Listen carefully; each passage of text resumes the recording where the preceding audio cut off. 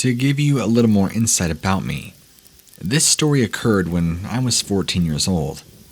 I was at my friend Emily's house since back then. I lived there for personal reasons. Anyway, it was about 1 a.m., and her parents were gone for the night at her grandmother's house. We were watching horror movies and vegging out on snacks, like we usually would every weekend night. After our movie, I got up to pee and let her know I'd be back. She nodded before opening up her laptop to message her boyfriend at the time. As I walked down her barely lit hallway and came across the bathroom, I heard Emily's voice call out to me to her back porch that was on the right side of the hallway, which immediately struck me as odd because I'd never seen her leave the room or even walk past me.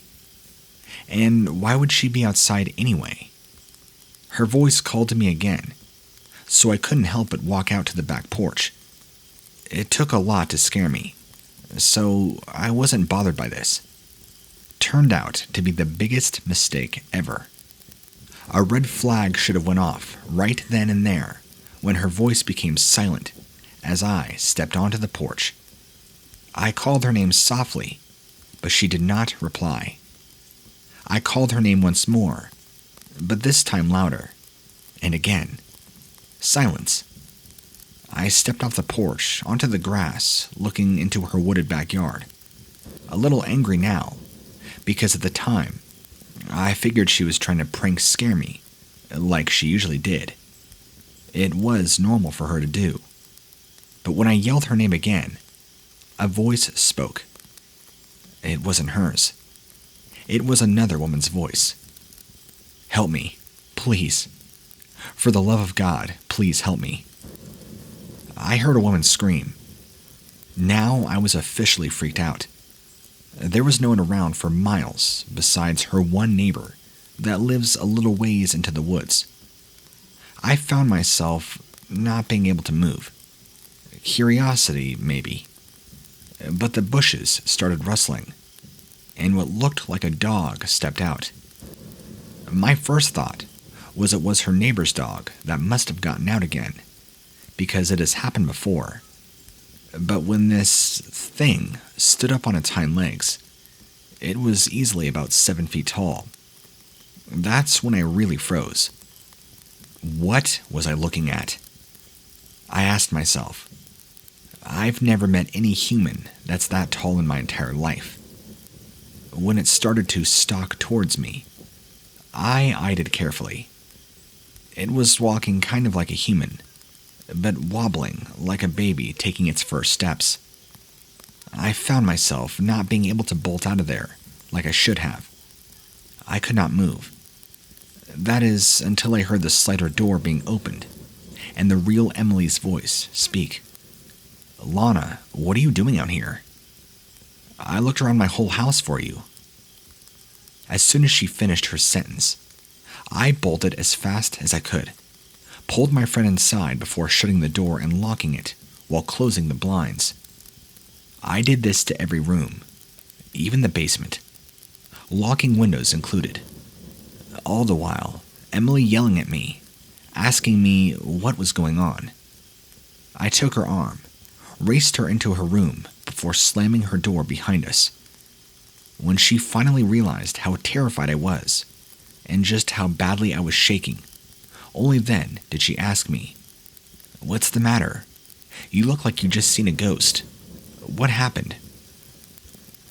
I finally calmed down enough to begin to telling her what I had encountered. But before I got the chance to fully explain what happened, I heard extremely loud banging on my friend's window. This stunned us both, and we both shot up, at least 10 feet into the air.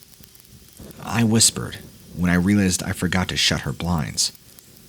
I didn't have the heart to turn around, but when Emily's face went pale, I didn't have a choice but to look behind me, and I really wish I had not. There was that thing, looking into our bedroom window.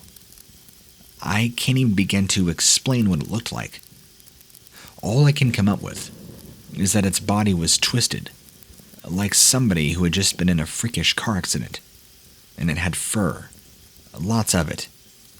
The eyes glowed much like a cat, and a high-pitched noise escaped that thing's throat, making us not only cover our ears, but we both screamed as hard as our lungs would let us. I threw my friend on the floor before zooming into her parents' room to get her dad's rifle. When I came back, the noise stopped, and this creature, was gone. Emily was rocking back and forth, holding her knees close to her in the fetal position, shaking, crying hysterically. She had seen its face as clearly as I did, and the antlers that it happened to have. To say we were absolutely terrified would be a massive understatement. The rest of the night, we had all the lights on in the house, and we stayed huddled together in the living room, with the rifle sitting right under my legs.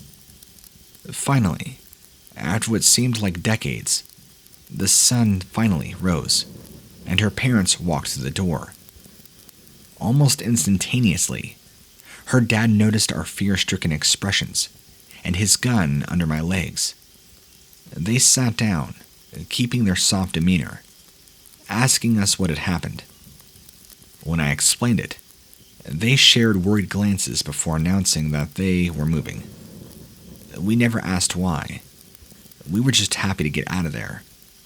We moved that exact day to my family's vacation home in a very populated city with little to no trees. When my parents got home and we told them, they had the same reactions and told me I can never go out after dark alone and to stay away from all wooded areas. Of course, I never questioned it. To this day, I don't know if it was a skinwalker that some people believe in, or if it was an imposter. What do I know, though? All I do know is that it was not human, and definitely evil and supernatural.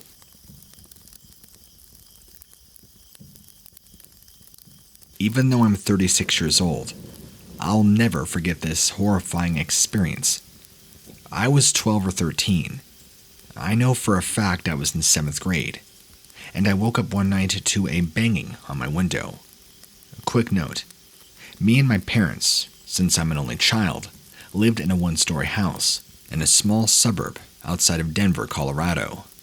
When I woke up and looked outside, my blinds were closing my window, but there's a streetlight that comes in, so I can kind of see through my curtains at least the silhouette of the shape of a head, except it had very long pointed ears and appeared bald, and had very spindly fingers as it was pressing against my window, almost like it was trying to push my window open. I felt like my heart was going to beat out of my chest, and I wasn't sure if I should make a run for my door and go to my parents' room, or just grit my teeth and bear whatever this thing was about to do.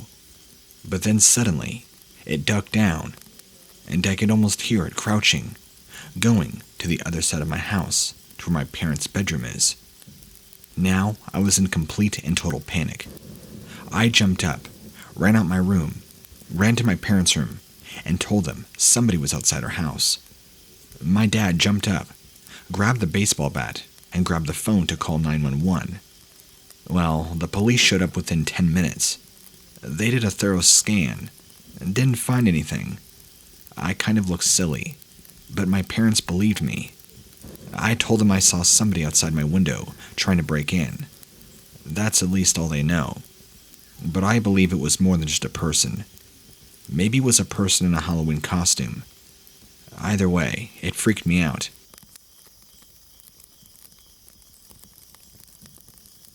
I don't know if this falls under paranormal or what it is I saw that day, but back when I was 7, 8, and 9, I used to live by this large apartment complex, which was bordered by a large amount of woods. Very often, because my parents would leave, I would go and play with the neighborhood kids in the apartment. There was probably about 4 or 5 of us. We would always usually play hide-and-go-seek in the woods, or just find other mischief to get involved in. Well, one particular summer day, I'll never forget. We were playing hide-and-go-seek, and I was in the process of hiding. when I remember feeling like somebody was looking over at me. I began scanning the area around me, just the trees, and I spotted what was looking at me. I thought it was a person at first, and then I looked a little bit closer. It was the face. It kind of looked like a goblin with very fierce eyes, some ugly creeping goblin golem looking like creature. Once it noticed I was looking at it, for a split second, it continued to stare intently, then ducked its head behind the tree. That's when I freaked out and ran back to my friends, telling them I'm done playing the game. Let's go back to the apartment. There's something creepy in the woods. They laughed at me and tried to convince me to keep playing, that there's nothing out here, and I'm just being a scaredy cat. I didn't budge. We eventually went back to the apartment complex and found a different game to play. I want to say I was probably closer to 8 than I was any other age here. As I got older, I saw the movie The Lord of the Rings, and in it, I believe the first movie, there's a scene where they go into a cavern or a mine. It's right before they fight that big fire demon, or the wizard guy does. And there's all those like goblins or orcs that come in and fight them while they're in the tomb. The face that I saw looked very much like those goblin orc faces, very ugly and very scary looking. I don't really remember how tall it was or how short it was. I definitely know it was about my eye level, so probably closer to 5 foot. I was a pretty tall kid, and it seemed to be about eye level with me. Other than that, I never saw any of its hands or other body parts. That was about the extent of my entire sighting.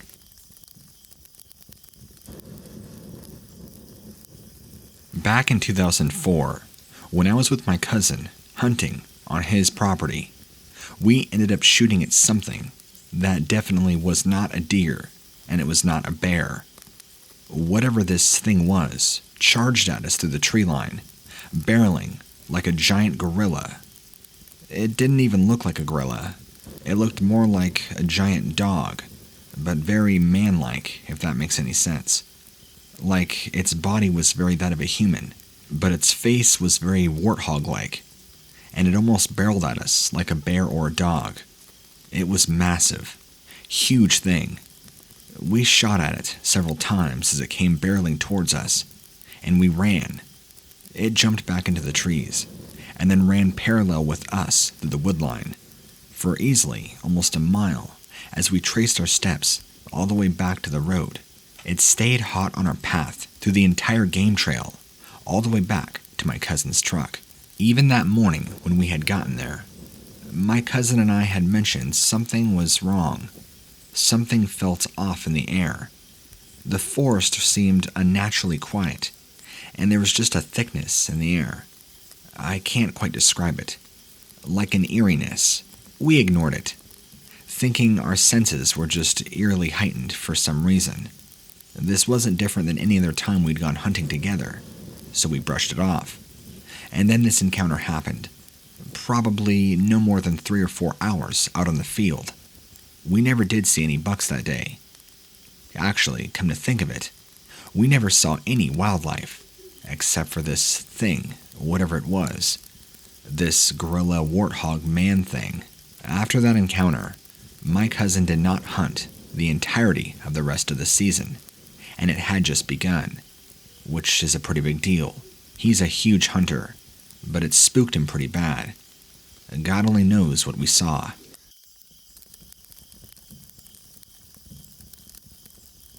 Hello again, what lurks beneath. This is the Facebook werewolf guy here, with another true experience, as promised. Last story was mostly supernatural, about Ouija boards, but I know your channel is cryptid focused, so I decided to wait on another account that I've had, and give a short but quick real experience with the cryptid sighting that I had this past summer of 2019. I watch a channel that is fairly focused regularly, and she had done a video at the time that mentioned fairy cats, which conjured up some fair memories. I commented, and this is this. Well, this time wasn't as weird as the last 2 times, where I had not thought about your channel, until right up to the day where you uploaded new material. But I must admit this time, I thought about your channel a few times over the last week, and I thought this would help. I live out near the woods in Central Florida, and I decided to take care of some stray cats who were hanging out near my home. A male and a female. They eventually had kittens. All seemed well. I tried to keep the female in the house, but my poodle kept trying to mate with her, and it obviously didn't work out. Then, strangely, one by one, over a couple of weeks, they began to disappear. I didn't understand what was going on. I never heard any commotion or anything outside at night. I eventually spoke to a neighbor who also strangely has 2 poodles, and she said she stopped letting them out at night because one night she saw a dark shadow, the size of a mid-sized dog, chasing after them, but it stopped at the edge of the woods. Then, another neighbor said that she saw a shadow near the woods, trying to take her cat one evening and stop letting her out entirely. I tried 3 shelters to save the remaining cats, but none would take them. I took them back home, and still, every morning, I'd find another missing, and because they were wild, caging didn't work. They destroyed the cage, knocked the litter all over the place, and would cry all night when I did that. So I let them out. In a few days, they were all gone. I'm heartbroken over it, but what could I do?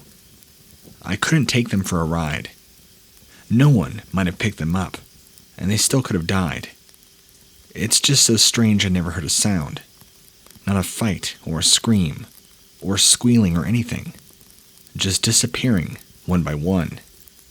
Seeing your video about fairy cats brought back memories.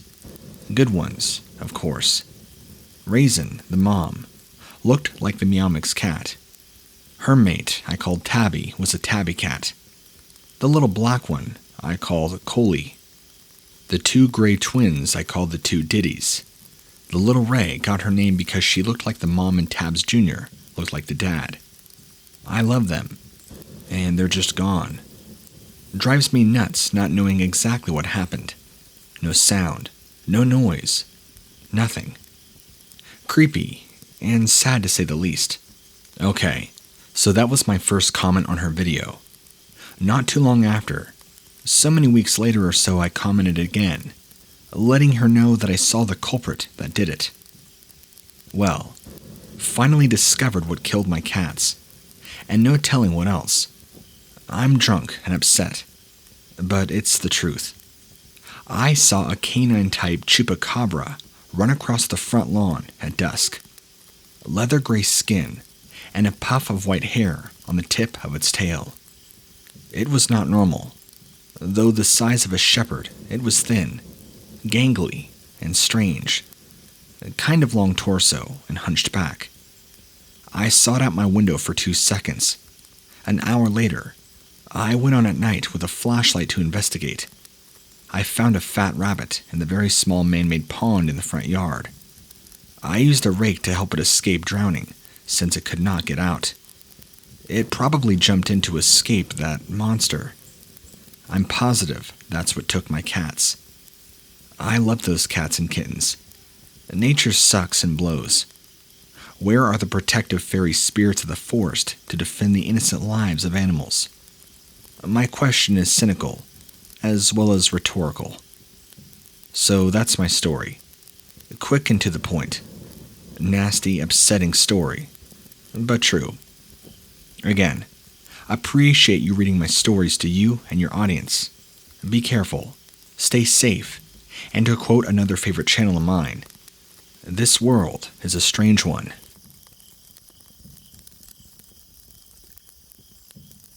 I spent the vast majority of my teenage life living with my grandfather and aunt.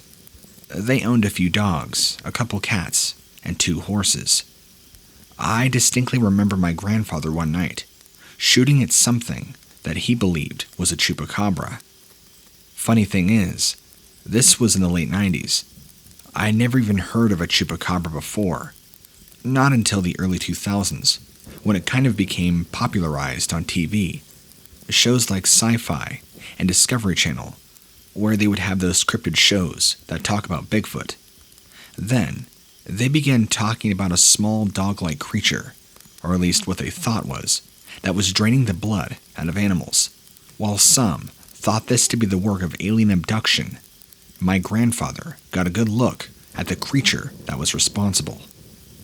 Going out one morning to take care of his two prized horses, one was found dead in its stall, 2 large puncture holes found in its neck. What was alarming was that the puncture holes in its neck were 3/4 of an inch in diameter. That's huge, and they were 1.5 inches apart. No blood, nothing. It was as if the blood had just completely drained out of the horse. The horse also appeared to have been dead for several days, even though my grandfather had just tended his horses the night prior. I can remember that being a very hard loss for my grandfather. Since Grandma died, he became really attached to those 2 horses, spent a lot of time with them, riding them. He was definitely an animal lover, and losing that one horse, that was really rough. That same night, this thing came back on, which would I believe to claim the life of the other horse. He had his rifle ready, and when it came on, near the stall, he got a good look at it, and coming from someone like my grandfather, he was pretty scared. He said that the bullets appeared to go right through it, and that it appeared as if this creature had crawled right out of the pits of hell, or at least appeared to be that way, aesthetically. In fact, he kept making references of like a large cat, or even a saber-toothed cat, mentioning how it had large protruding canines coming from the front of its mouth that were oversized for its entire body, and was ultimately terrified by the sheer speed and force that this creature seemed to possess. He called it otherworldly, and said he has never in his entire 86 years of life seen anything remotely close to what he saw. It wasn't a wolf, and it wasn't no dog. This thing was larger, and was almost a smoky black color. He also talked about the horrendous smell of sulfur and rotting meat. I don't know if that has anything to do with the actual sightings of Chupacabra, but it was a very interesting note. I'm now 42, and my grandfather has long since passed away, but this encounter has always stuck out to me, because even though I didn't physically see it, my grandfather was very much shaken up, and our little farm, our little home, was attacked by one of these things. So, in a way, I like to say that we actually had a real-life encounter with these things.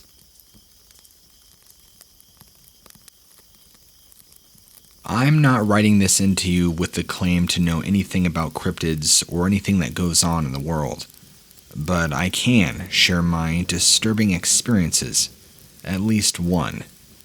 I had some pretty close friends who lived in the Navajo reservation. Believe me, I know they have their own sets of standards and rituals and lots of crazy weird things that happen on their own reservation. A lot of things I don't quite know about or understand. But I tried to ignore all that the best I could. And I spent time there often because my friends were, well, very hospitable and would always want me over, enjoying time with their family and other relatives. Because of this, we would spend time outside often, not during the nighttime, of course, but during the day, exploring, going on hikes when we could. And I'll never forget one day where my friend and his family took me out to this really cool place that I'm not going to name because I feel like naming it would be leading people to go there, assuming you are going to read this. But this place is kind of higher up, and it's actually in Arizona, a little ways away from the reservation. We drove out because my friend and his family have family that live out there. Anyway, on this trail, about 3 p.m., we found at least 4 or 5 dead coyotes, all of them having their blood completely drained of their body. And even the way they had died, they had this terrible expression on their face, as if they died in terror, and they had huge gash marks on their neck. Not like a knife, but like something bit or torn to their neck. No other part of their body was ripped open, cut open, sliced.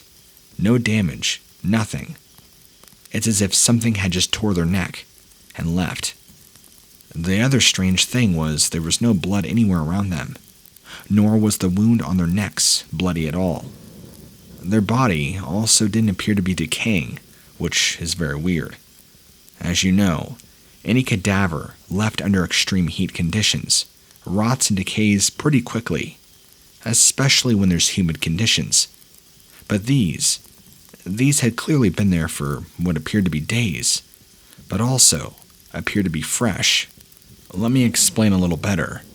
Fresh, as in there was no flies, like it was a fresh cadaver, but the corpses clearly looked a little bit old, like they were kind of mummified in a way. It was very strange, and I think it was because of the lack of any apparent body fluids. I had never seen anything quite like it. The marks on their neck, all at the same spot, the same size, kind of looked like a mix between a gash and a tear. It's hard to really explain how it looked, but it was very strange, and it all creeped us out. In fact, after about a mile or so, we ended up turning back, because these corpses were littered almost all over the trail.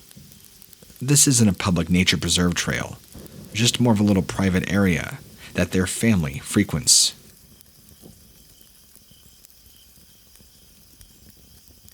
This has always bothered me for a long time, mainly because I never know who to talk to get answers. But after watching a lot of your videos, I feel like you might have a pretty well-educated opinion and guess on what it is that I saw. When I was 12, me and a few friends ventured through a local graveyard, a rather large one, actually. I don't know, maybe 10 plus acres? It's a pretty large graveyard.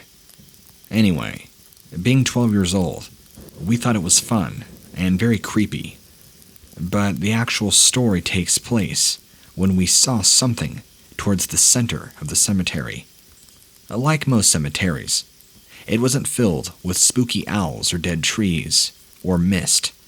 It was your pretty stereotypical North American cemetery. Lots of graves, a black iron fence surrounding, and lots of very much alive trees. But on this night, around maybe 1 a.m, it's obviously pitch black, tucked away from the road, and all we had was flashlights. All 3 of us, including me, saw this creature, which scurried away, very strangely. When we saw movement up ahead, we all shone our lights, and by the way, at this point, we're walking towards the center of the cemetery, where there is an incredibly large oak tree. We shine our lights because we think we saw movement, and sure enough, this large figure comes heading out to the right and leaps and jumps, but it was walking on all 4.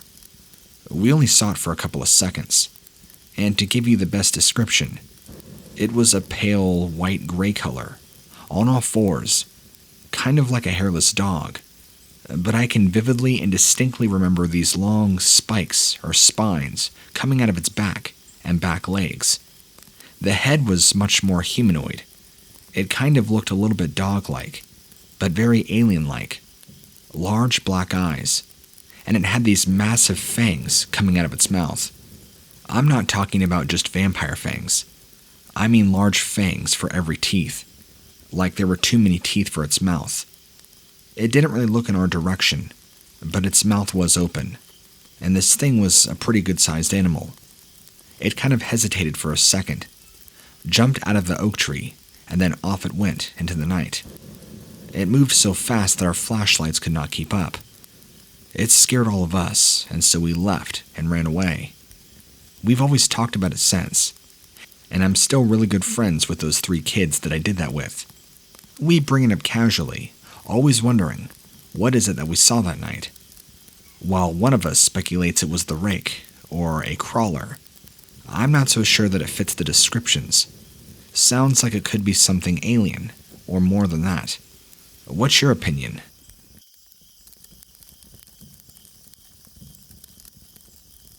I'm 26 now, and this takes me back to the summertime of 2013, when I went through the most horrific paranormal experience of my life. I'm pretty certain that we had some sort of flying creature or demon land on the roof of our small cabin. Here's my story. Shortly after we graduated high school, me and a couple of friends decided to go spend the weekend at one of our friends' cabin that's out in the wilderness of Vermont. A pretty small state, but the wildlife and the wilderness is wonderful, quiet, serene, and peaceful. Everything you could want for a wonderful teenage getaway. And yes, we were going to drink and party excessively. Duh. We didn't even get the chance to do any of that, though. Not with what happened.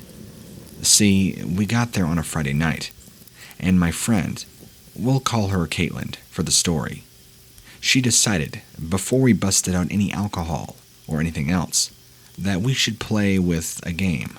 She kept dropping strange hints, so I finally told her to shut up and just tell us what you mean and stop playing the Riddler.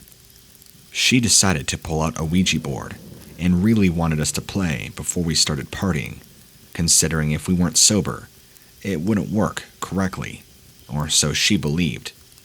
We were all down. We were young, naive. None of us have really never messed with a Ouija board. Heck, we hadn't even seen the Blair Witch Project, so we had no idea what we were getting ourselves into. It's important to say that at this point, it was dark out, easily about 9:30-10 p.m. Nobody was intoxicated. No bottles of alcohol opened, and everybody was stone cold sober. Caitlin thought it would be appropriate by setting the mood and lighting a few candles and turning off the lights. Once we did that, we sat down, put our hand on the planchet, and began asking it questions. After our third or fourth question, of not receiving any answers back, we were all pretty disappointed, thinking the whole Ouija board thing is a total hoax. So we left the board out, but got up, turned the lights on, and blew the candles out. We decided to move on to the party. We began pouring drinks and having a good time. Not even 30 minutes later, we all hear this whooshing sound, like something heavy coming towards the cabin from the sky, and then a loud bang, like something landing on the roof really heavy. It scared all of us. Imagine dropping a cow from like 50 feet onto the roof of a cabin, and then it landing. It was that loud. We were all scared, looking up, and then we heard whatever it was start to walk across the roof. It was 2 feet, slowly walking towards one end of the cabin, stopping, and then turning around, walking towards the other end. We were really starting to freak out now. Then we heard it jump down and land in the dead leaves not too far away from the cabin. We were all freaking out, grabbing our flashlights and turning off the light. Whatever it was, we didn't want it to see us. Caitlin had seen the movie Jeepers Creepers and thought that is exactly the creature we were dealing with.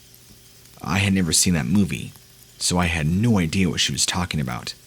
I was scared beyond my wits, wanting to go home and wanting to end the party. After only having one drink, I was barely buzzed, not even enough alcohol to keep me from being terrified. Then we all started hearing these weird chants or whispers. I don't even know what you would call it. We were hearing it all around the cabin, and now we were all starting to panic. Caitlin got the idea that we were being contacted, finally, and it was taking a physical manifestation. She jumped to the board, and we all stupidly followed, thinking she knew what she was doing. She quickly asked who was outside. No answer. And then she asked again, "Who are you?" No answer. And then she asked, "What are you?" Again, no answer. Then she asked the question in which we got the only answer from. And she asked, "How did you get here?" And then the planchet moved, with just her hand on it. We just watched in horror as it moved to P-O-R-T-A-L,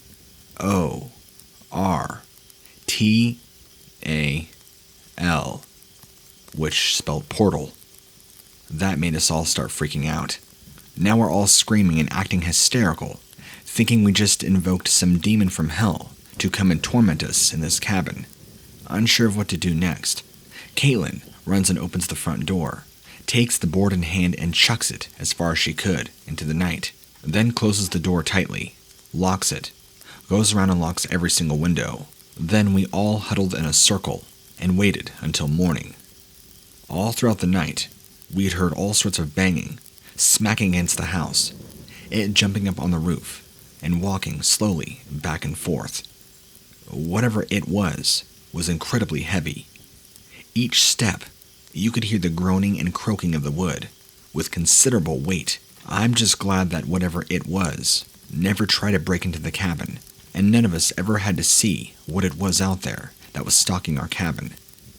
At one point, maybe in the early morning, as we're all still terrified, huddled together for hours, trying to keep each other sane, we thought we heard a whooshing sound, like it took off into the air, although I can't be so sure.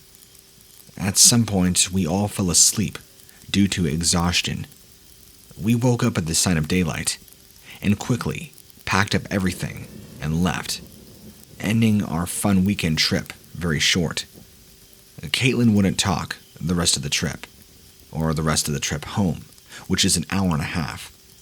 She was pretty pale, and was getting very sick. Once we had gotten home, she started to tell me that she didn't feel so good, and so the next couple days, I get a call from her mom saying that she's in the hospital, that she became deathly sick, and almost died, and that she's on a slow recovery, and I should come see her in the hospital in case she ends up passing, and this might be the last time I could ever see her. So I decided to go. I consoled her mom and her family out in the waiting room, and when I got the chance, I went to go talk to her. She looked to be in pretty bad condition, deathly sick looking, but she seemed to be doing a little bit better than what she was. I talked to her, and she told me that she was convinced she died overnight, and that she saw this bat-like creature coming for her, the same one that attacked the cabin. Part of me thought she was going crazy, but I didn't know what to believe. After that hospital visit, it took a few weeks, but she eventually came back to normal, and all of us eventually moved on with life. I hope my story serves as a strong point to never mess with the paranormal, and to stay far away from Ouija boards and anything that would incite an invitation from anything evil. P.S. Caitlin is now doing good. She's married, has a few kids, and a wonderful family. She's very healthy and very much alive. Even during these times of COVID-19, I think she learned her lesson during this trip.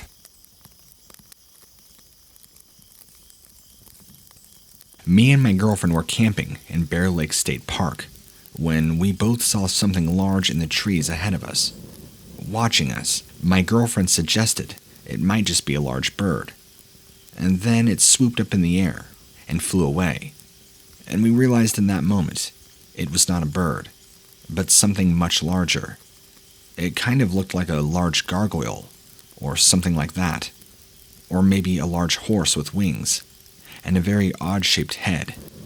It wasn't until later that we did some homework that we both believe we saw the Jersey Devil. It fit all the descriptions of the sighting, and it looked just like it when it comes to the shape and how it was acting. But it was just sitting up there, perched high in a tree on a huge branch, kind of huddled together, just making a large black shape. There was no eye shine or eye glow, and whatever wings it had were folded behind it, so it was looking like almost it was part of the tree. But I couldn't shake the feeling that it was staring right down at me and my girlfriend. That might very well be so, since we were the only visible ones around at that moment. We would be the only ones to even look at. I'm just glad it didn't target us and try to do anything, like hurt us or kill us. It could have ended much, much worse.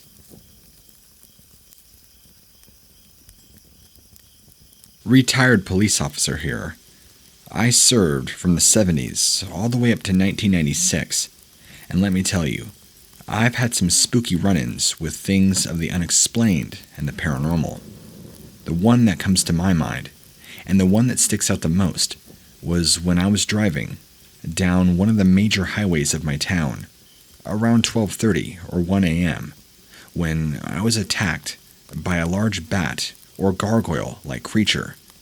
It came down, swooped at my car, and tried breaking through the windshield to attack me.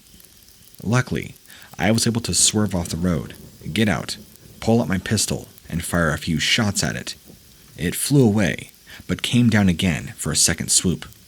I called for backup, and by the time backup arrived, this thing was full on ready to kill my partner. After firing enough bullets into it, it finally fled off into the night.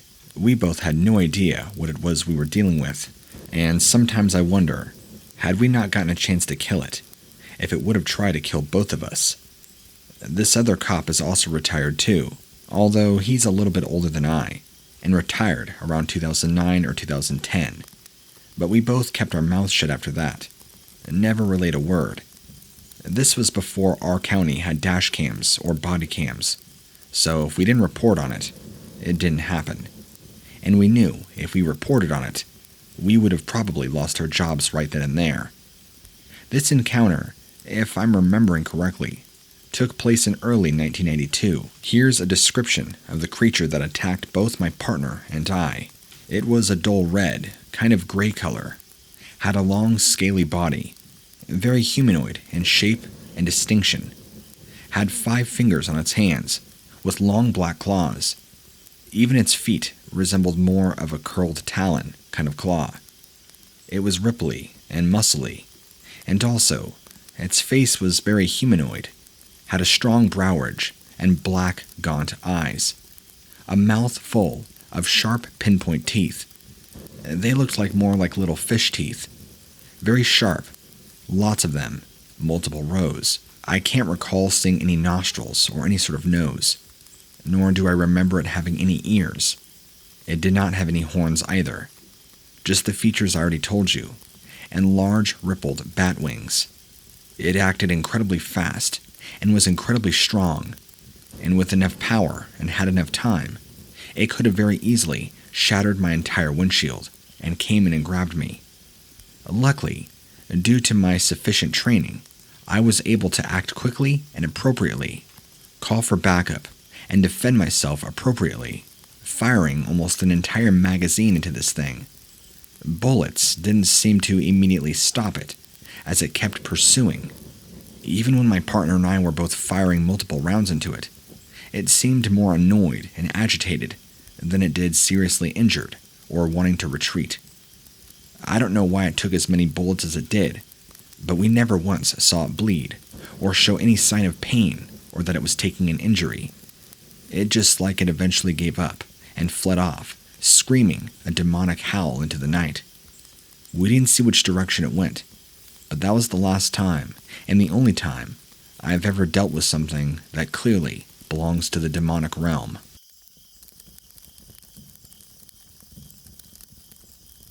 Hi, what lurks beneath? I've been a long-time listener, big fan of your channel, always have been since I started listening.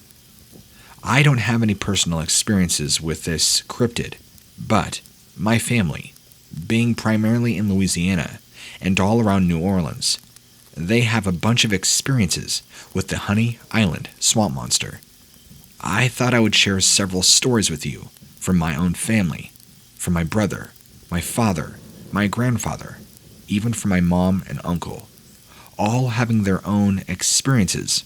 Even though the first reported sighting was around 1963, my grandfather has seen something like this in the swamps even before then, when he was out hunting, tracking, and exploring. My grandfather's story being probably one of the most vivid.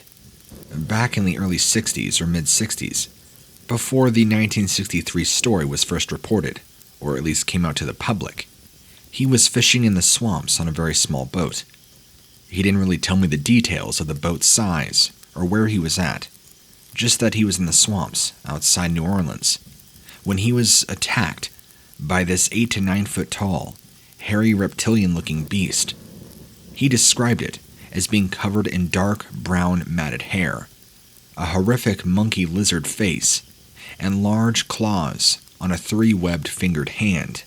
He claims that had it been just an inch closer, it would have gashed him wide open and actually tore his boat in half. He made it on a shore and ran for his life to the nearest road, where a man just so happened to be driving by was able to pick him up and drive him off to safety. He described it as coming from out of nowhere, underneath the water, and as soon as it rose up, it was far taller than his boat and was far uglier than anything he's ever seen. When I asked him to describe the face more, he didn't really say much, but that it kind of looked like a mix between an ape and a lizard, having a smashed up face, or so he says, with kind of yellow reptilian eyes with black slits, and 2 little cutout holes like nostrils. He didn't see any teeth that he could see, but said when it swooped his hand down, it nearly got him. I don't know if you've ever noticed this, but a lot of the people from his generation, who grew up in the 40s and 50s, are pretty hardy individuals, my grandfather included. But this encounter left him shaken, terrified. He didn't end up going back into the swamps for many years after that. I think it would be almost nearly 10 years before he would even return. This also happened after my grandfather's previous experience, which I just told you about. My dad was playing with his friends out in a bayou when him and all of his friends saw this tall thing climb upon the shore on the opposite bank. The sight alone sent them all screaming, running off in opposite directions. Even my own father, he described it as being this tall, bulky man, covered in thick, nasty swamp hair, with large claws dangling from its hands and feet, climbing up out of the water. Obviously, he didn't see a face, because this thing's back was towards them, but said once it fully emerged onto shore, it went off into the dense swamp, like it was nothing, even though the swampland around there was pretty hard and thick, tough to get through. But this thing didn't seem to have any issues. Another one was when my mom was about 17 years old, still in high school, and snuck a few cigarettes from her parents. Because she was driving her dad's car, she didn't want to get caught smoking cigarettes in the vehicle. So, on her way home from her friend's house, she pulled over to the side of a road, got out of the car, and smoked, so that way there would be no residual smells in the vehicle. About halfway through the cigarette, she claims that this big, hairy man came out of the trees and tried to grab her. Scaring her almost half to death, she threw the cigarette down, got in the car, and spun away before this thing could reach through the window and grab her, as it tried to do. Her descriptions were very similar to my grandfather. Very ugly looking, leathery face, slits for a nose, yellow eyes, and large claws as it reached out for her. Her comment about its hair was also the same as my father and grandfather. Long, shaggy, thick, matted hair, covered in all sorts of awful swamp goop and debris, and carried a really bad odor along with it. She also claims to have smelt a really strong, bad odor while she was smoking her cigarette before this thing ever appeared, and just chalked it up to be the swamps around her. My uncle's experience also happened during the nighttime, except for him, it was early morning, and out of everybody's was the more recent, happening in 1979. He was on his way to work, around 4 in the morning, when he came around a bend in the road and saw this large, what he said, pile of hair lying in the middle of the road. Thinking it was a dead animal, he stopped, got ready to get out of his car, and maybe move it, since it was lying right in the middle of the road. But as he began to slow down, this thing jolted up and shot upwards, and my uncle was shocked and terrified, realizing this was not a dead animal, but in fact a 9-foot-tall hairy man with a really ugly face and long black claws. Once it shot up, it scurried off the road into the thick swamp, never to be seen again by him or the rest of my family. His recounting of details is probably the least out of everybody else's, since he only saw glimpses of it, and it all happened so fast. Once my parents ended up finding each other, they got together, got married, and moved up here to Northern California, where they had me. Although we've all gone back to visit my family since then, I have never purposely put myself out there in the thick swamps or bayous to try and see anything myself. There are many people that live in the city and the local area that have no encounters with this thing, who don't even believe.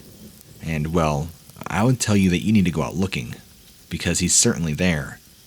Even though I haven't seen him myself, I understand that that's his territory, and that it's probably not wise for myself to go out there, putting myself in harm's way like that. If you ever decide to visit the area, take interest in all the local sights, food, and amazing culture the city has to offer. But if you decide to venture out in the swamplands or even the bayous, just be careful. Watch over your shoulder, because you never know when this thing might be lurking around the area.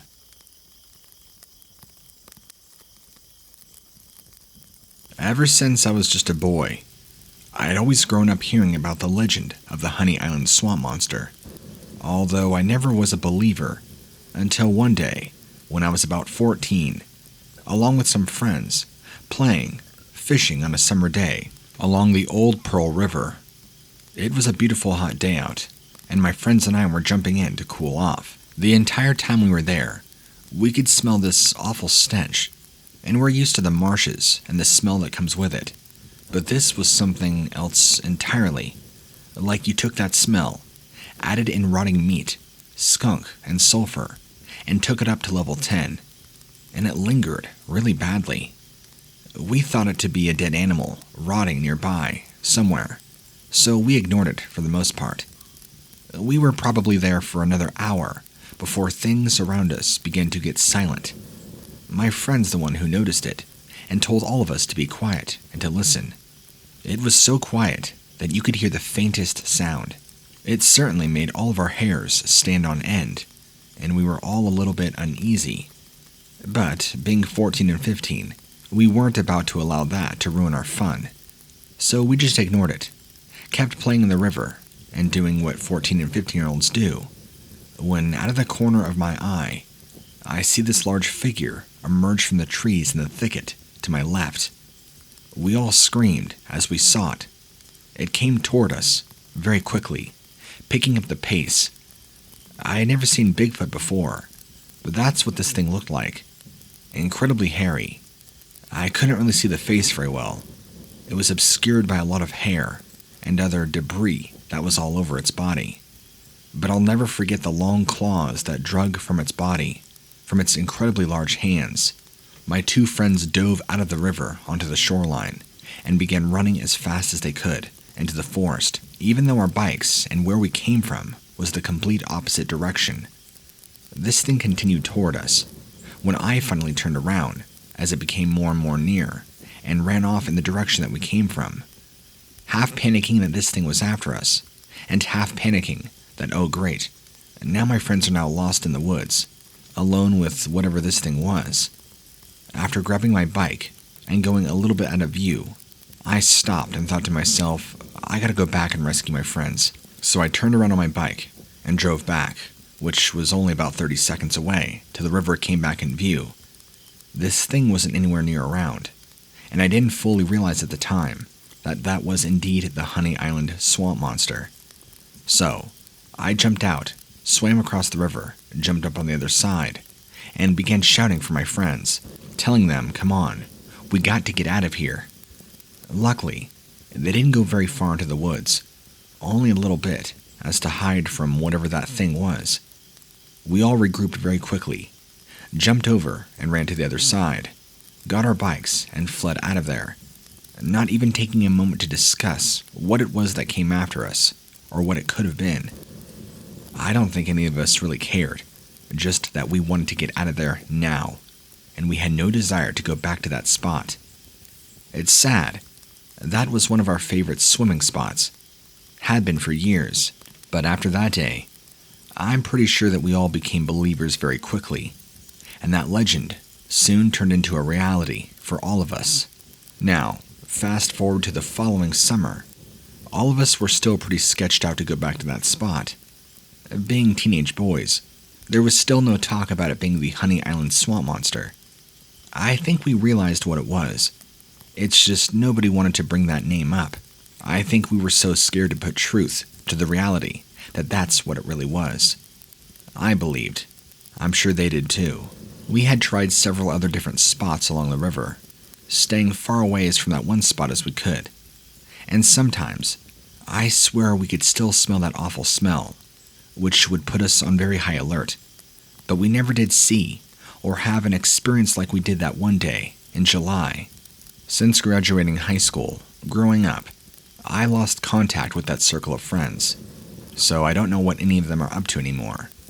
I moved to the East Coast, have a family now, and my own life, but if there's anything I've learned from that whole experience, is that the so-called folklore or legends oftentimes probably have more truth to them than we would like to believe.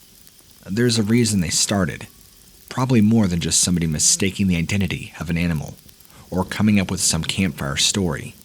In our case, that truth to us was made known in a very scary way.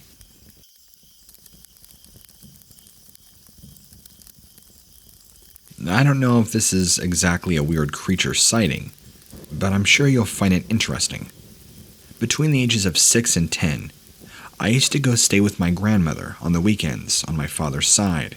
She passed away shortly before I turned 13, and I stopped going there around age 10 because we moved out of state, so contact with her became much more minimal, even though her and I were very close for those 4 years.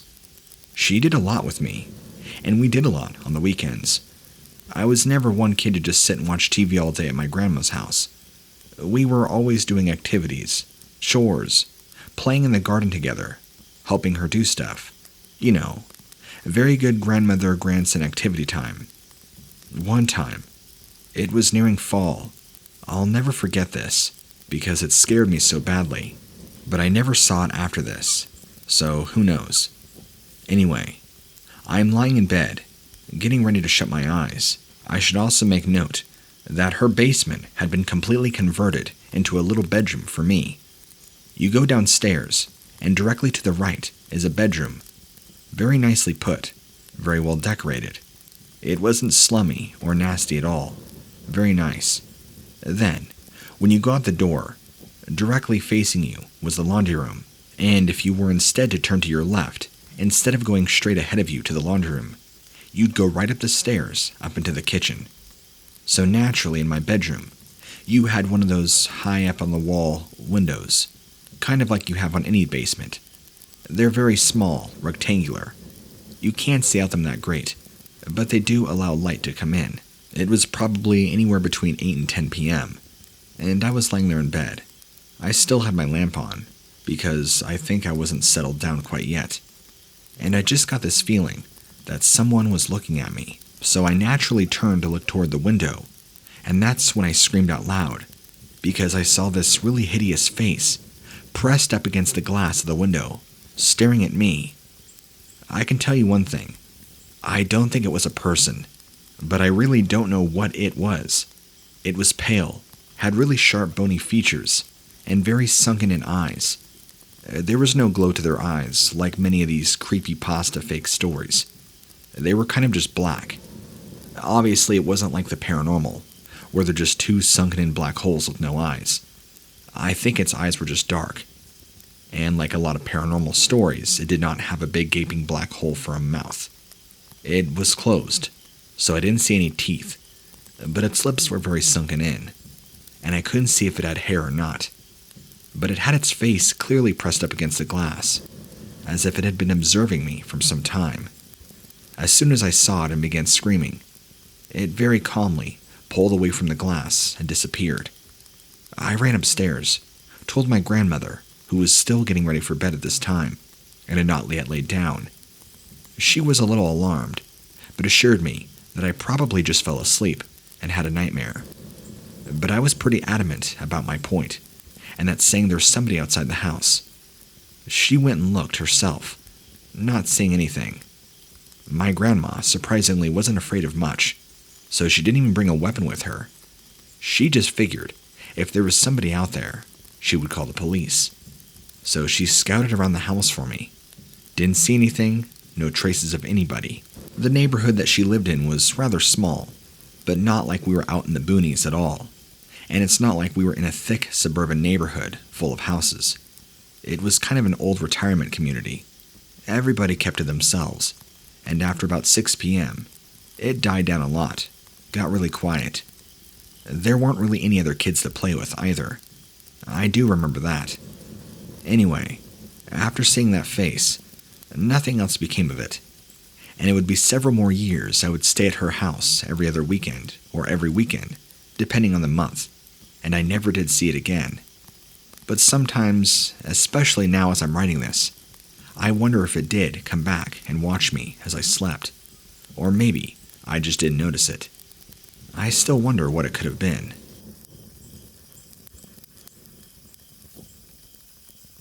This happened in Sweden. I was 11 at the time. Me and my family was camping in a trailer, standing in a forest, with a river behind a hill. One night, at around 10:30, I heard a sound, just behind the trailer in the distance, close to the small river right behind our trailer. I placed myself at the end of the bed to get a closer look at the direction from where I had heard this sound. That's when I saw it. It was large. Not large enough to be a bobcat, but neither was it large enough to be a wolf. It was strolling on all fours in a straight line by the hill and the forest side, and even when the distance was about 30 to 50 meters, it stopped and slowly turned its head. That's when I realized that it knew somehow that it had been spotted. We lock eyes, and I see a pair of yellow glowing round spots just staring at me. It lasted for a whole 5 minutes. Then, it just gets these spasms or something and runs off into the forest. To this day, I have no idea what it was. But later on, I found out that we were camping in a place very close to a witch's burial ground. Apparently, an actual witch had been executed close to where we were camping. Before she was decapitated, she said this: "Where my head falls, there shall grow a large tree." And apparently, exactly where her head landed, a huge tree grew. Normally, I don't do this kind of thing. I work for a pretty small production company that shoots commercials, music videos, and this time, last year, before COVID-19, I was outside of LA scouting potential filming locations for a client when, believe me when I say this, I saw a coyote stand up on 2 legs and begin to walk toward me. Frightened, I got back in my vehicle and drove off to a different area entirely. If you don't know much about the geography of outside LA, it's pretty much desert. There's rattlesnakes, coyotes. These things are common, but what's not common is to see a coyote stand up on 2 legs, just like a person, and come towards you. Due to my profession, I don't really tell people openly about this. In fact, I think you're really the only person that I've ever written this in and sent it to, just for hopes.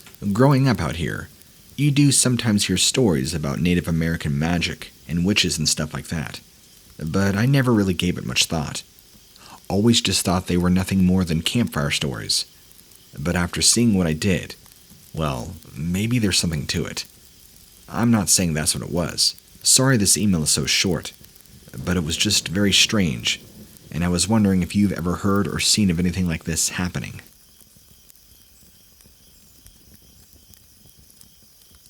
Before I even go into my story, I don't want to scare you away. The Gallatin National Forest is breathtaking, as well as much of the state of Montana is.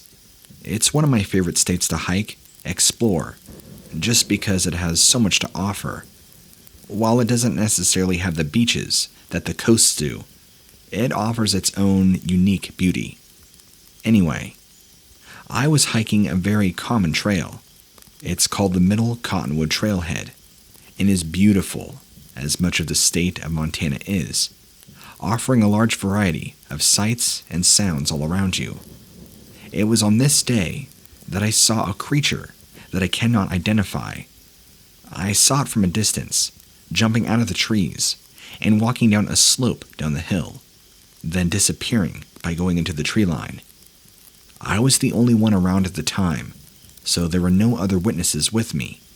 This happened at about 2 p.m., broad daylight, only a couple clouds in the sky, very clear weather. No really shadows or objects obstructing my field of view. The creature moved kind of like a large cat, but from what I could see, almost had the body kind of like that of a hyena. At least the back reminded me of it.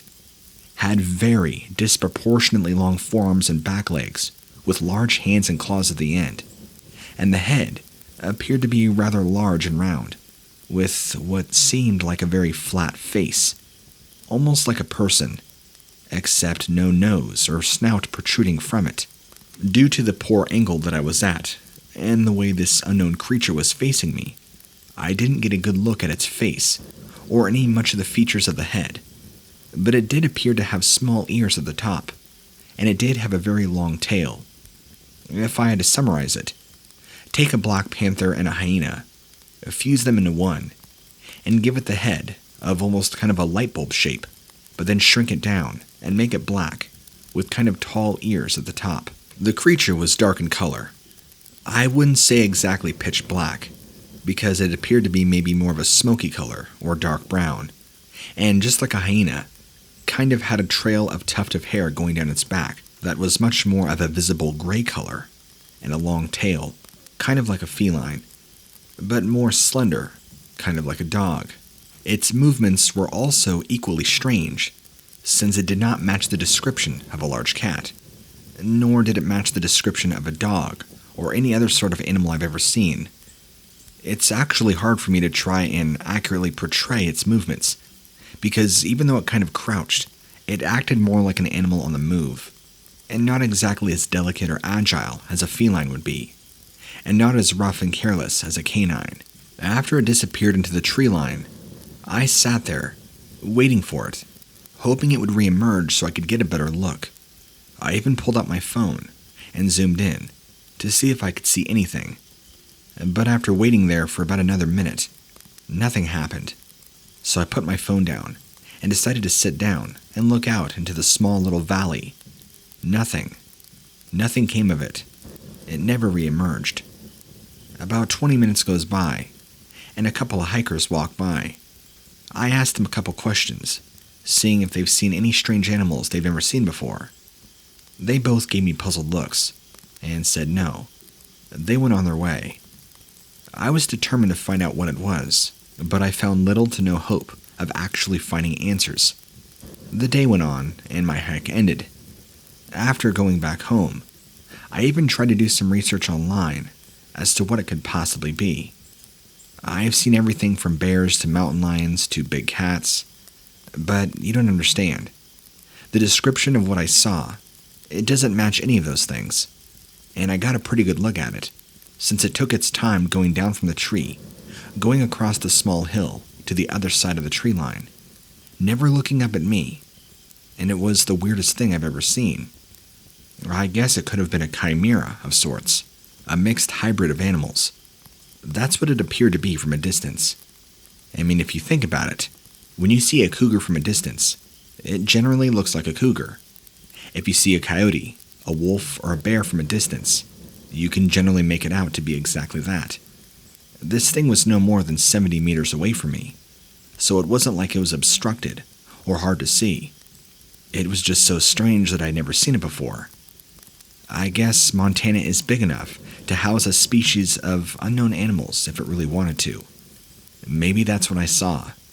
Maybe there are other people who visit that state and area that might be able to know. Perhaps I should try reaching out to more people in that area, maybe finding out more. I tried talking to more people, like the park rangers and stuff, but they had no idea what I was talking about. I'd even tried talking to more hikers who frequented that area.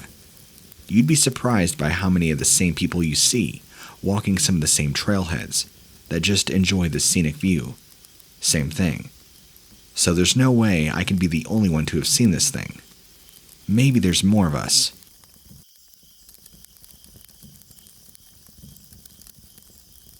I'm not exactly sure what I encountered, but the sighting of these things that weren't clearly human still haunts me. This is back in 2010, and I was in Colorado, bird watching. In fact, it was a beautiful Saturday morning, and I lived out on beautiful property with a large field off to my right. I was going to the bird feeder at the edge of my property and out of the corner of my eye, I see 3 dark-colored creatures literally flying across the field towards my house. Completely panicked and terrified, I ran in the house and waited. My husband wasn't home, so I really had no weapons to defend myself. When my husband got home later, I didn't bother telling him what I saw, because he probably wouldn't have believed me. Then, a couple of days later, the following evening, I was birdwatching again, and as I went again to go to the bird feeder, I see these same strange 3 creatures flying towards the house again. Panicked, I run back in the house a second time, and I pull up my notebook and jot down exactly what I saw, what their descriptions looked like, because I didn't want to forget it. We didn't have a computer in the house at the time. Trust me, I know. Being 2010, you think everybody would be. There'd be other nights where, again, my husband wasn't home or was in bed, since he had to get up very early for work. I'd be sitting out on my porch alone at night, and I'd see strange dark figures emerge from the woodline and work their way slowly towards the house, almost creeping. I was completely terrified, unsure if I should go wake my husband or just stand my ground. It seems like every time I'd always look back, they would disappear completely into the underbrush, and I never got answers. One incident specifically really terrified me. I saw a few of these figures slowly approaching the house when they vanished. Shortly after, I see this large dark shape in the sky come right over around our property and start emitting these strange red flashing lights. It was like a plane, but much larger and much lower to the ground. It was almost kind of a diamond shape. I kind of went in and out of consciousness. My memory's very blurry, and I'm not exactly sure what happened next because I ran inside. It's a very strange experience. The next day, I became so violently sick, my husband had to take off work and take me to the hospital. They couldn't figure out what was wrong with me, but I nearly died twice, and I was confined to a hospital bed for 4 to 5 days. I believe that shape in the sky had something to do with it, although I'm not sure.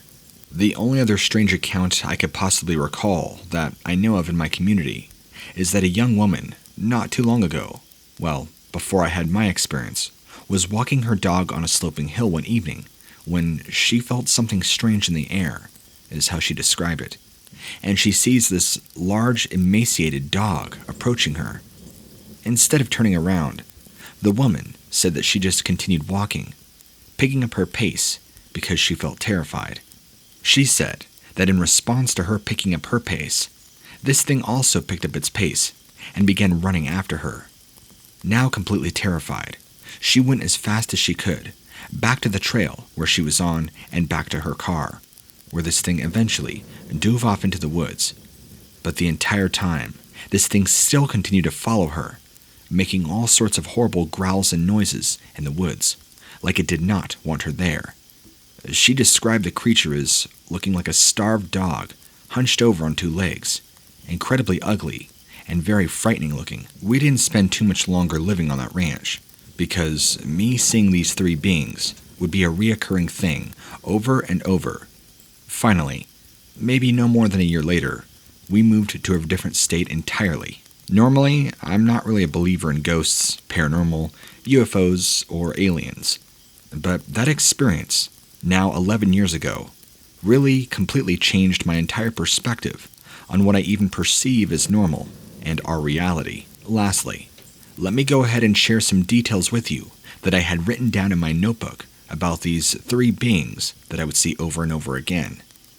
They were tall, they were very dark, they almost had a very slender and human build, very bulky by the shoulders, and almost a reptilian-like head.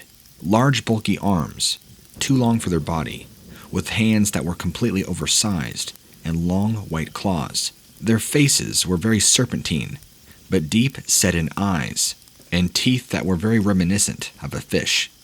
Tiny, but millions of sharp little teeth. Could these creatures have been aliens?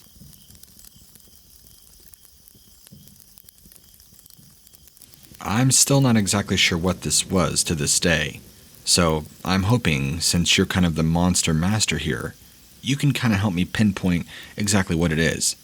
I'm just hoping you'll respond back to me, and in an exchange of emails, can give me some much needed answers, because what I saw just doesn't make sense. Alright, let's get to the story. I won't bore you with long, unimportant backstory details, so, to cut to the chase, me and a good buddy of mine were exploring and hiking up in northern Colorado, not too far outside of Boulder, in the general vicinity of the Rocky Mountain National Park. I think closer to Red Feather Lakes, if we're trying to get an exact location. And at one point or another, during our several-day-long hike, we had found the mouth to a very small cave. It kind of led at a 45-degree angle down into the ground, so the opening was big enough, and we weren't properly equipped, but we thought, what the heck, might as well explore what we can, and deviate from our already out-of-schedule hike, because we were supposed to be back a day or so before, but we were having such a good time that, whatever, our family could suck it up. The opening led to a rather small chamber, maybe 20 feet across and 10 feet tall. Tall enough that we could both stand up in. We thought it was pretty cool, and since we didn't have a map of any of the caves around here, him and I are both aware that there are many uncharted little caves all throughout this mountain range, even if these caves are so small that they're not even considered caves. And I know you gotta be careful, because some of these could be considered dens. We kinda shined our lights around, looked around casually, didn't see much, didn't notice much. We were just thrilled to be in here, until we shined our lights a little further, and saw that it dips down about another 45 degrees, down deeper into the earth. Debating on whether we should go further, because we only had flashlights that weren't that great, and we didn't want to stray too much away from the light outside, bleeding into the first chamber. We decided, what the heck, let's go a little further. We felt a little adventurous, so we press on and go down to this next little tunnel, and now it's almost completely pitch black. But this next portion, this next chamber, opened up much larger, to a chamber that we couldn't even see all the way across. Due to the angle at which we were at, it sloped down even further in this large opening, kind of like a mini cliff, and our light would not shine all the way down to the bottom, so there's no telling. My buddy picks up a rock and throws it down there, and you could hear it kind of boom, boom, boom, boom, all the way down to the very bottom. It sounded like at least a several hundred-foot drop. I guess not uncommon to find tunnels and caves like these. We stood there for about another moment or more, figuring that we certainly did not have the equipment to scale this. We just decided to cut our losses and headed back to the first chamber. As we're exiting out of the first chamber, back out into daylight, we hear this sound coming from within the cave. It sounded like a dragon. I mean, I know that sounds pretty crazy of a description, but I can't think of another description to use. It would be the stereotypical sound you would hear from some sort of large prehistoric reptile used in a Hollywood movie, I guess. At least, that's what came to my mind, and my friend's mind too. We heard this loud squawk, roar type sound. My friend and I both turned to each other and gave each other a look, like we're in complete disbelief, and a look like, did you hear that? Or was that just me? Are we crazy? We both look back, but don't see anything, and we hear the sound of something approaching, something big, coming into the first chamber. I mean, it couldn't be too big. The opening to the second chamber to the first was maybe 10 feet tall by maybe 6 or 7 feet wide, but we could hear something big moving, and when you look into the mouth of the cave, it only allows you so much light, so you can't see all the way to the entrance to the second chamber. We decided it was probably best not to stick around and find out, so we got out of there quickly and walked about maybe 500-600 yards into the thickness of the forest, where we could hear the sounds, those same exact dragon squawking sounds, I guess you'll call them, outside, probably back the way we came, back by the entrance or the mouth of this cave. It's definitely had a lasting impression on my friend and I anytime we're in the woods. I'm not saying at all that dragons exist or anything like that, but it did sound like some sort of pissed off large reptile. I don't know. I'm just glad that we didn't stick around to see what it was. I can only imagine.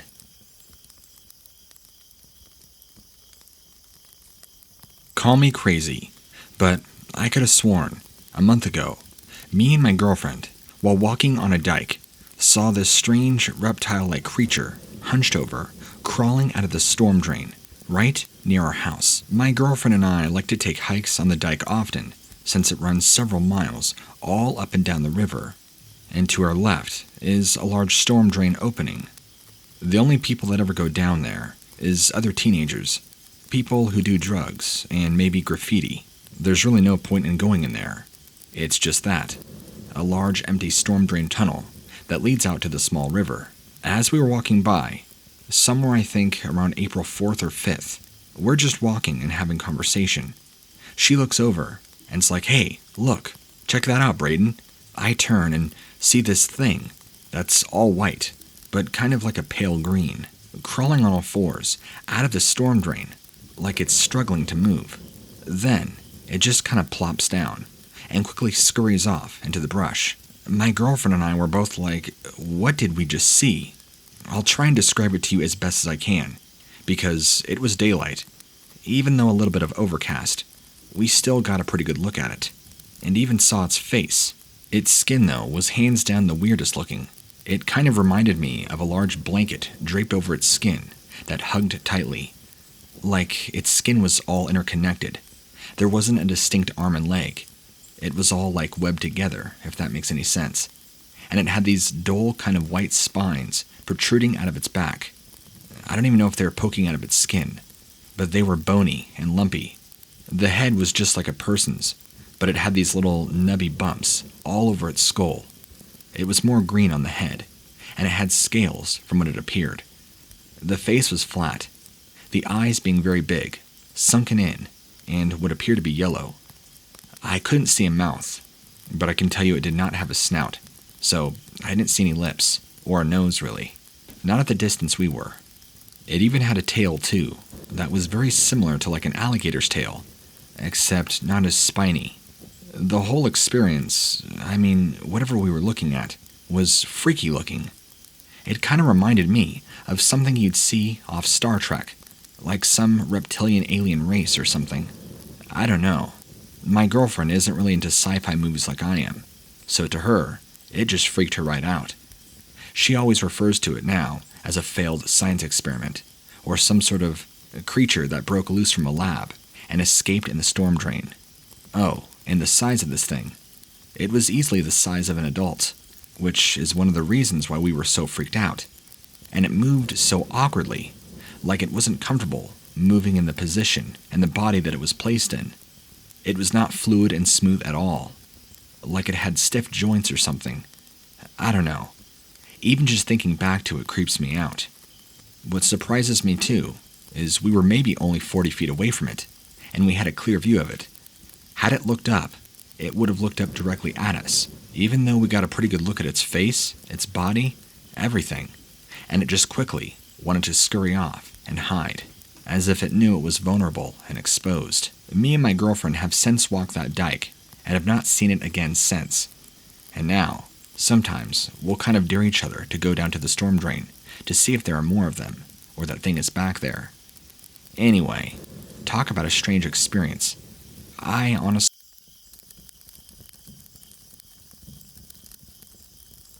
Being a local to New Jersey, I've heard all sorts of crazy stories you probably wouldn't believe about the Jersey Devil. But until you've had your own actual experience, and you could see this demon in front of you for the first time, those stories are just that. Stories. And while I've spent many of my years in my youth camping, gallivanting, and partying in the Pine Barrens, I never thought I would be the one select few to have my own face-to-face encounter with this demon-like creature. I'm 36 now, so this happened quite a while back, while I was in my early 20s. Still kind of in and out of that party phase. Still going through a rough growing up period, if you know what I mean. Hanging around with the wrong crowd, substance abuse, among other toxic behaviors. I often spent many nights alone, as much as I could, in the Pine Barrens. Not because I specifically had a love for the Pine Barrens. It was just, I love the woods, and those were really the closest that there were around me.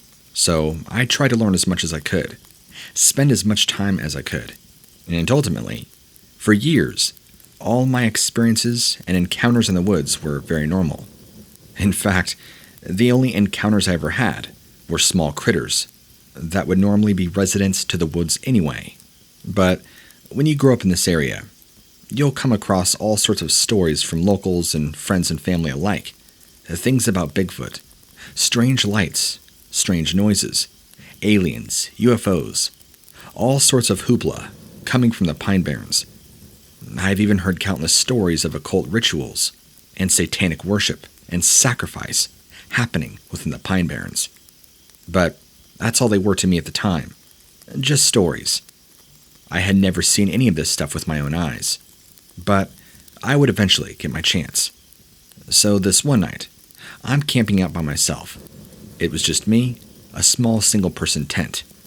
I didn't go too far into the woods, like miles and miles, like most people.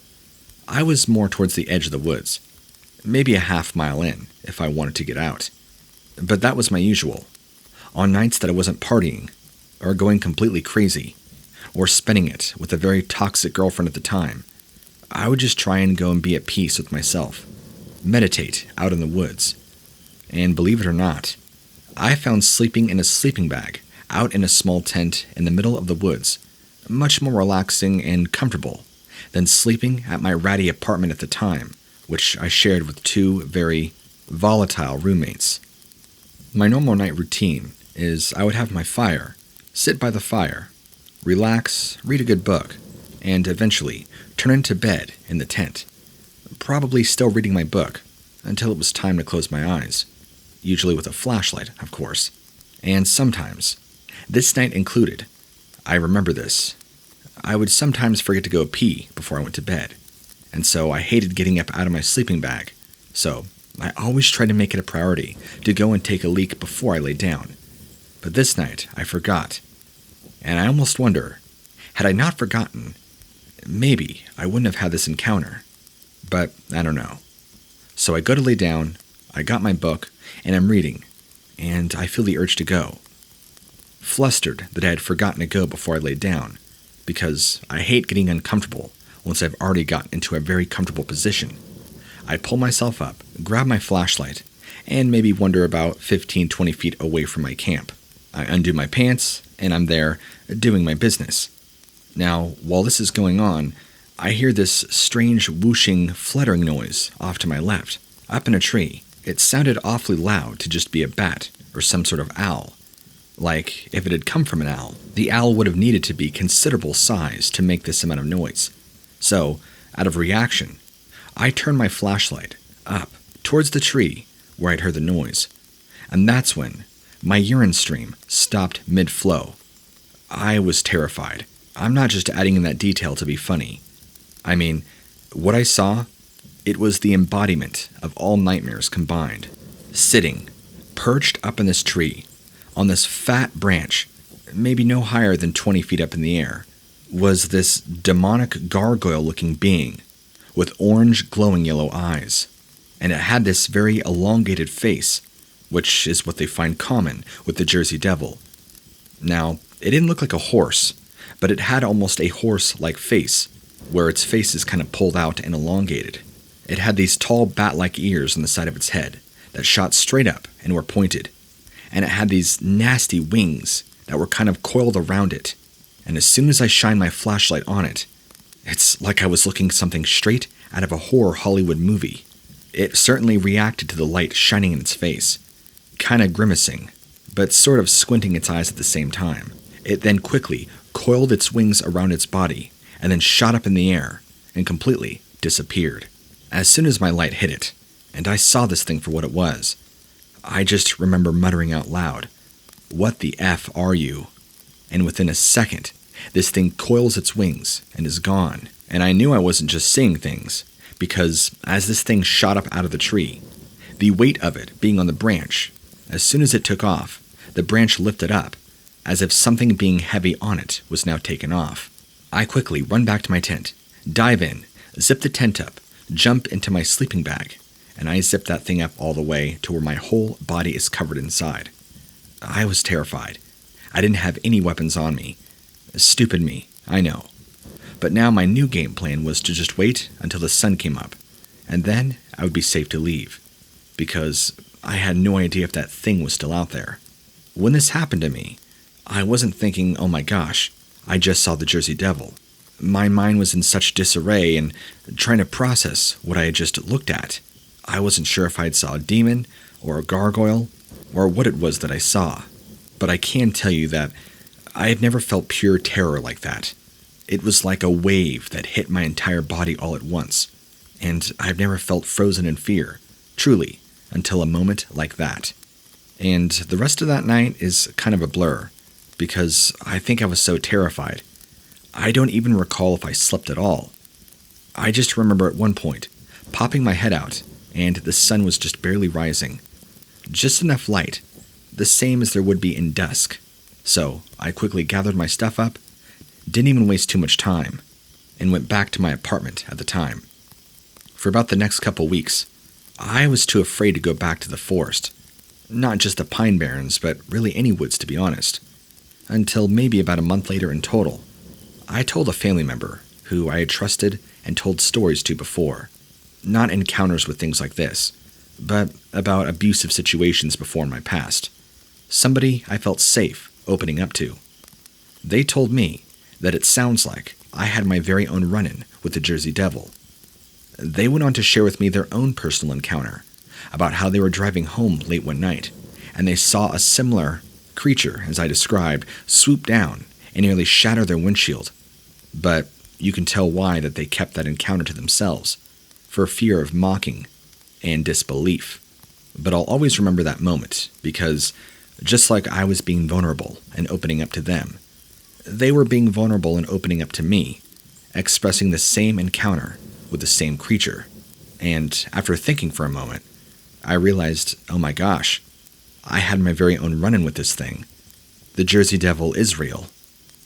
Which really makes it more terrifying, because if that's the case, that means Sasquatch, and I'm sure all the other things that happen in the Pine Barrens probably really do go on, assuming that it is what I saw.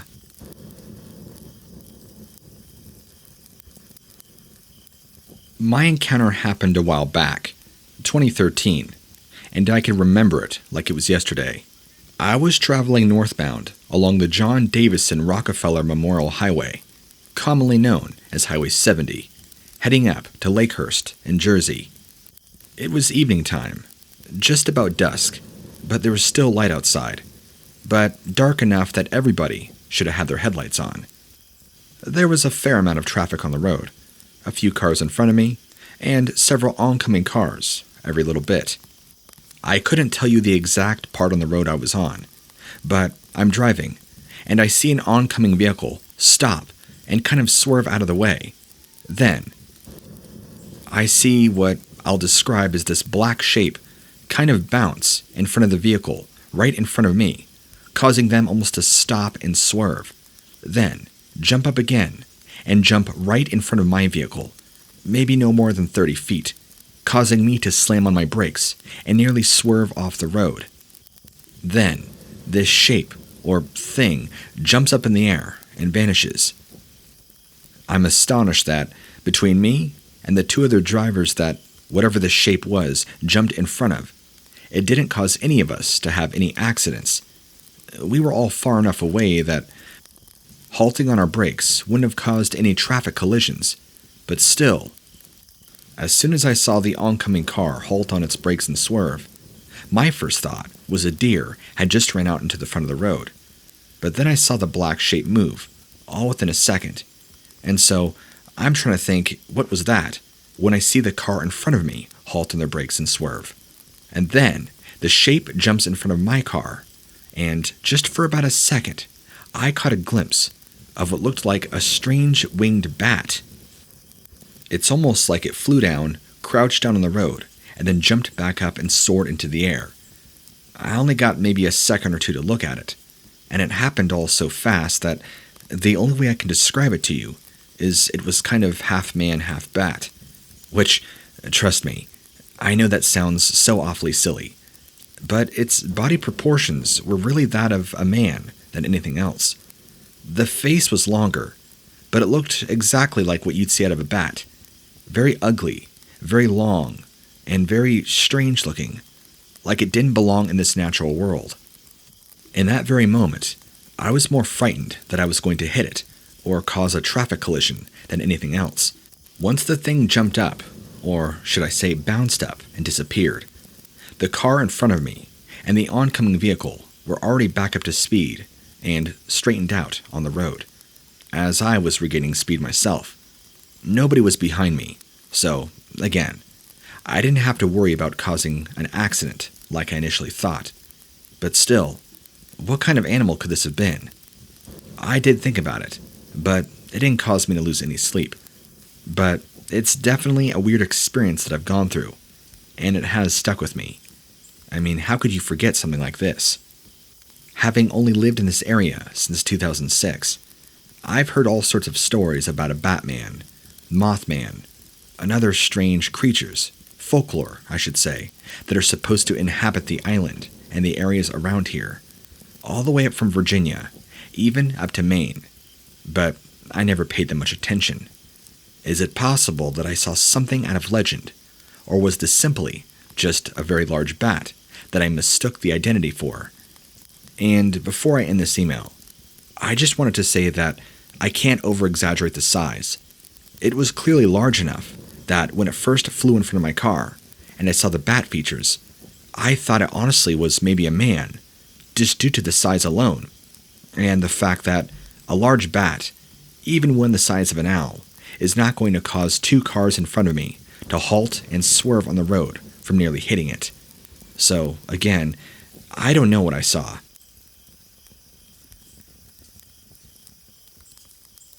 First, I would just like to state that I firmly believe I've had my own encounter with what you and many would consider to be known as the Jersey Devil. But what I know about it seems to be vastly different than what most people know about it. For example, here's what I know. That the Jersey Devil is actually said to roam the open plains of New Jersey, and supposedly lives in a swamp. But people have been warning us for years not to go into the open waters of Jersey and keep your distance. According to even urban legend, the Jersey Devil was once roaming the pinelands as a wild dog. Not sure how much truth there is to that. Some say that he's the real protector of the Pine Barrens, guarding against all kinds of evil, even though he himself is evil. Several have also told stories about encounters with the Jersey Devil in the swamps of the Pine Barrens specifically, according to the commissions. There is an even old book about the legends of the Monmouth Pinelands. One account read kind of like a fairy tale. Basically, a lady lived in a lonely cottage in the Pine Barrens at the time. One night, she tried to sleep on her front porch, but instead fell asleep in the water. She was dreaming of a monster in white skin, which woke her in the night.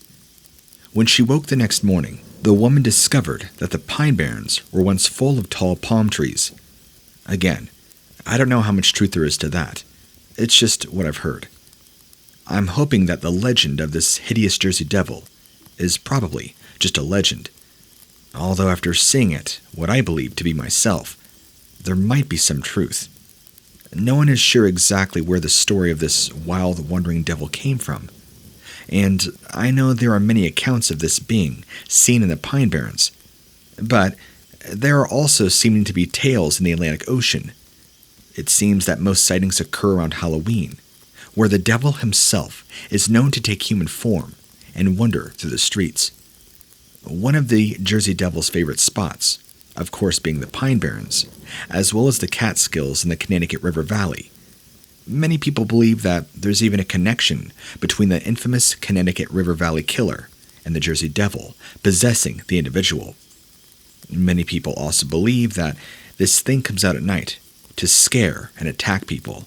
But one of the more popular legends about the Jersey Devil is that he himself lives in a large wooded area in West Hempstead, New Jersey, and that even the locals around here say you could see him there at night.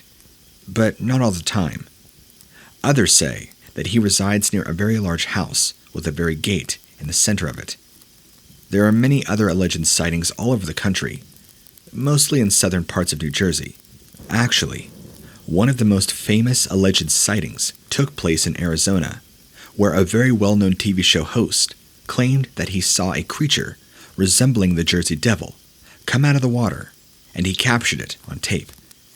There are other strange sightings all over the world, including on Rhode Island, Texas, California, Maryland, Colorado, Illinois, and even Florida. There are even stories about a Jersey Devil that was supposedly sighted in Louisiana by a man who had taken a photograph of it, but it's kind of all hearsay. So, I'm not exactly sure what I saw after knowing the details of what I just told you.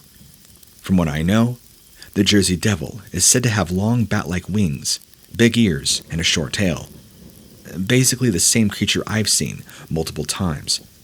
They also say he has big red eyes and a hooked tail. I never saw any eyes or a hooked tail, but very interesting. Some have also claimed he has 4 wings, 2 broad and 2 long, and the wings almost kind of seem twisted. Many people say that the wings are also very wide, like a bat's. No one is exactly sure what this elusive and legendary creature is, or where it came from, but many claim it to be true, me included.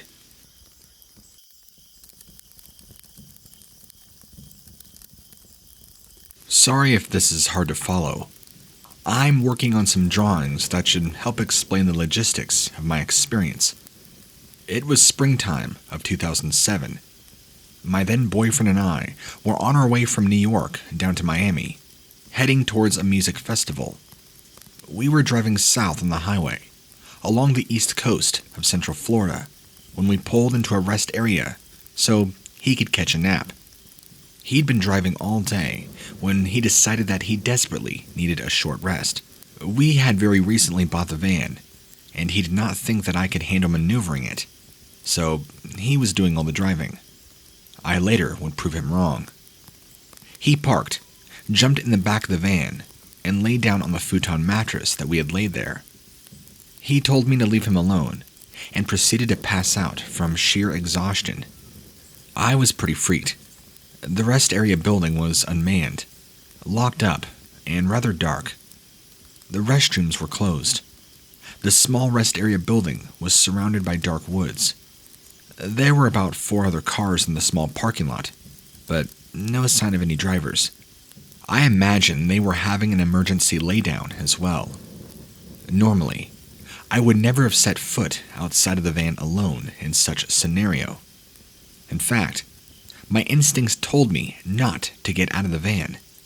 But I had taken some Midol for my menstrual cramps, and they had given me brutal nausea. I needed some pretzels.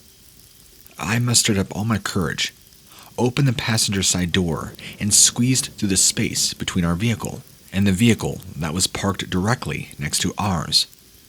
As soon as I had a clear line of sight to the front of the rest stop building, I saw the thing. Saw it clearly. Straight ahead, I saw the brightly lit front facade of the rest stop. To the left of the doors was this thing. To the right of the doors was a vending machine. Immediately, it communicated with me. I was flooded with what I consider telepathic messages from this being. I cannot be seen. I cannot be seen. I must travel by night and exist in darkness. I cannot be seen. I cannot be seen. I cannot be seen. And I felt an enormous wave of compassion for the being, rather than fear, which might seem more like a logical reaction to somebody hearing this story. For some reason, my brain only categorized it as one thing initially, an outsider worthy of compassion and tolerance. Its skin was pure chalk white. Not the skin tone white, the color white. Its eyes were several times larger than ours, and it had 2 little air holes for a nose, and a very thin mouth. Its frame being completely concealed by its enormous, long, black hooded robe. It looked as though it was quite gaunt underneath. Pretty frail looking, actually. It was sitting on its bottom, knees bent, back against the brick front of the rest area, to the left of the front doors of the rest area. It was sitting with its back very straight, tall and erect. It seemed in awe of me, or maybe in awe that I was actually approaching it. It looked vaguely like a human, very vaguely. Its face was snake-like. Its eyes were right on me. I threw a little everyday smile in its direction, and then I did something strange. I continued to walk toward the rest area, even after seeing this thing. I walked towards the rest area building, closer to it. I walked forward, about 20 feet from the rear of the van to the rest stop area, up the 20 or so steps, and to the right, where the vending machine was located. My thoughts at this point were very bizarre in retrospect. I felt bad for this thing. I didn't want it to feel different. I know that sounds hilariously quaint, if we were indeed talking about an interdimensional being, but I did not want to run back into the van. I didn't want to hurt this thing's feelings. I didn't want to make it feel like a freak. It had already told me that it could not be seen due to the way people would react. So I wanted it to know that I didn't judge it for the way it looked, and that I'd be willing to come to terms with its horrific appearance in order to extend some humanity to it. I did not know about fallen angels and such at the time. It was with the very bizarre strong conviction to be righteous and humane to this thing that I walked toward the vending machine, got pretzels. I'm telling you, my stomach was churning. I used the vending machine with my back to it, Snyder's in hand. I swiveled around to look at it again before descending back down the steps. It was at that moment that pure terror rippled through me. I was closer to it now, approximately 15 feet away, and I could see now that there was definitely no way that it was human. It was staring right at me, like a wide-eyed insect. It was still exactly in the same position, except for that it had turned its head to look at me, as my position had now changed.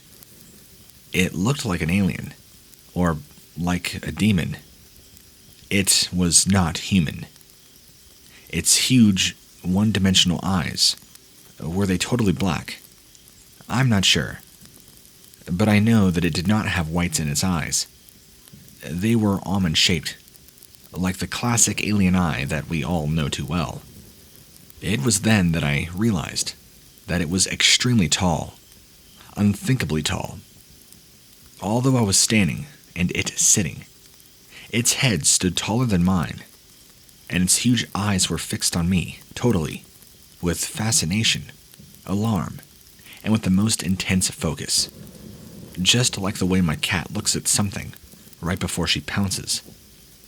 When I made the decision to climb the stairs towards it, and not to retreat to the van, I thought that it was sitting on top of something, and that was why its head was raised up so high. Now, from this closer perspective, I could see that it was not sitting on anything but its own rear end. If I had realized it was this tall at the start, I very well may not have gone up the stairs. So, after the ripple of terror went through me, I responded by simply smiling, the way you smile at a stranger when your eyes catch on the bus. I shot at a casual, thin, innocuous little, "Hey, how you doing?" smile. Why, and how I acted as if things were totally normal, I cannot explain. I've never acted so cool in my life.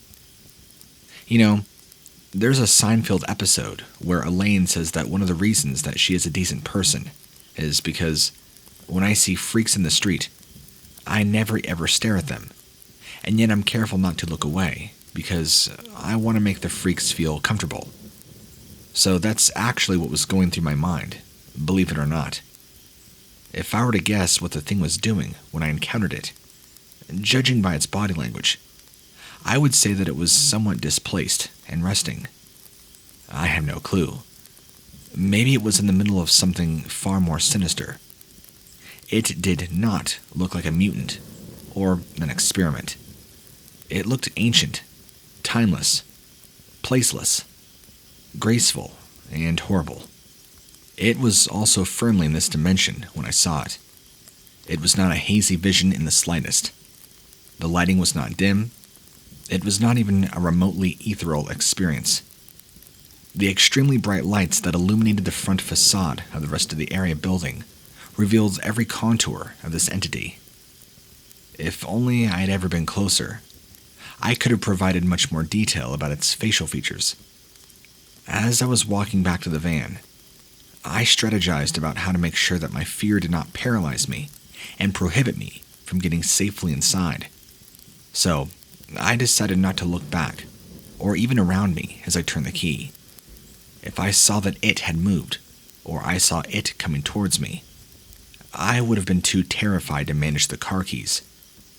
I got in the van, locked the door.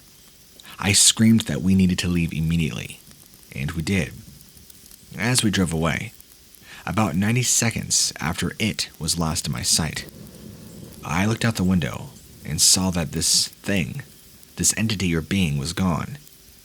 There was nothing where it had been, just brick wall and concrete floor. Whatever it was, I saw a giant, humanoid snake-faced being with chalk-white skin, wearing a black robe, sitting at a rest stop in Florida in the middle of the night back in 2007. It communicated with me telepathically. I am not crazy, and I consider myself a very discerning person.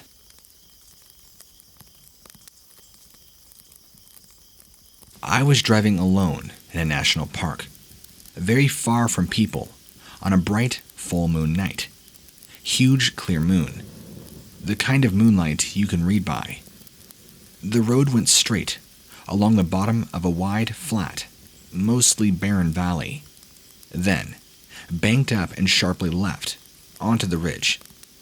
It was about 10 p.m., and I drove through the valley on full alert, watching for animals, loving the scenery in crazy bright moonlight.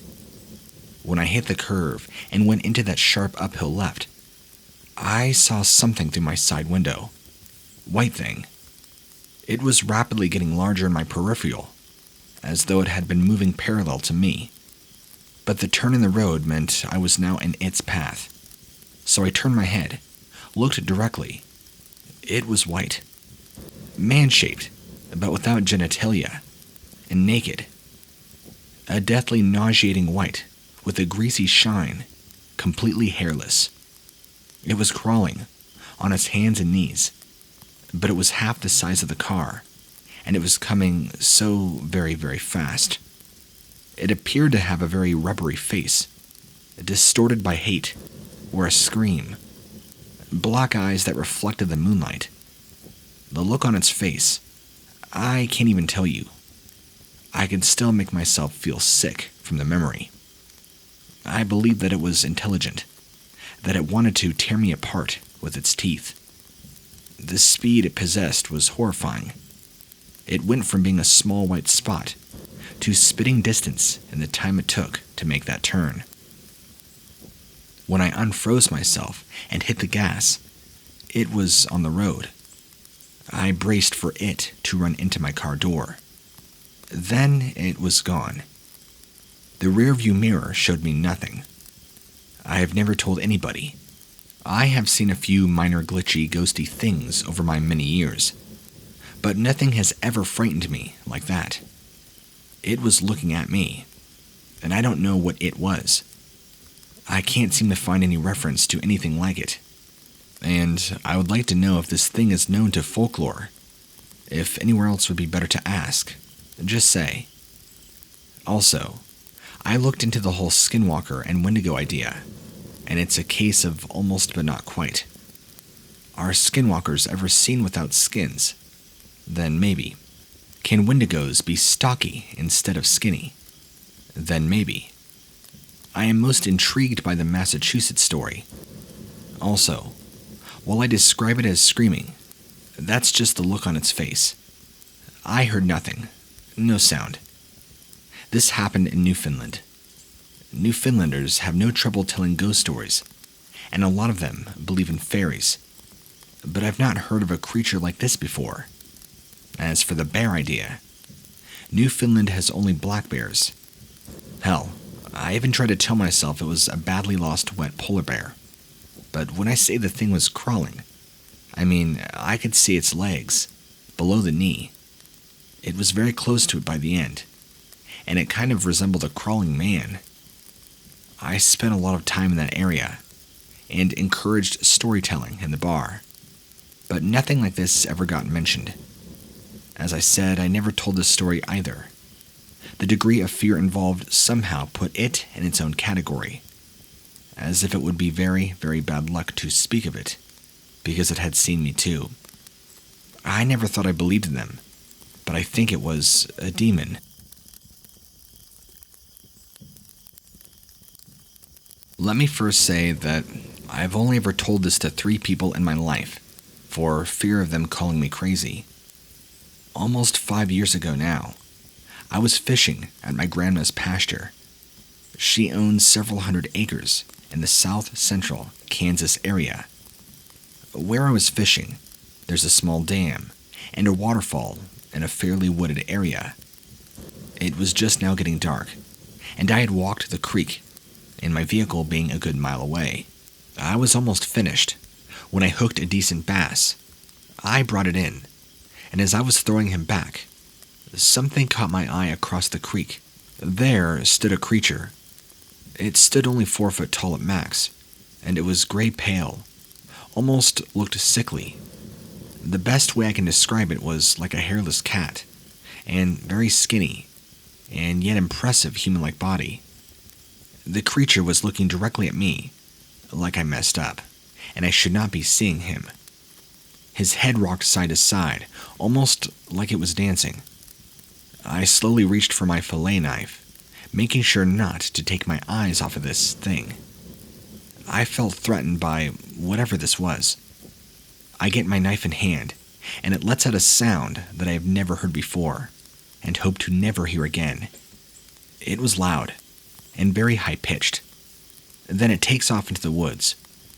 I've never seen that again, but others have told me about lights they see down there, but I've never shared my story for fear of being ridiculed. I now carry a gun with me wherever I fish. Thanks for reading.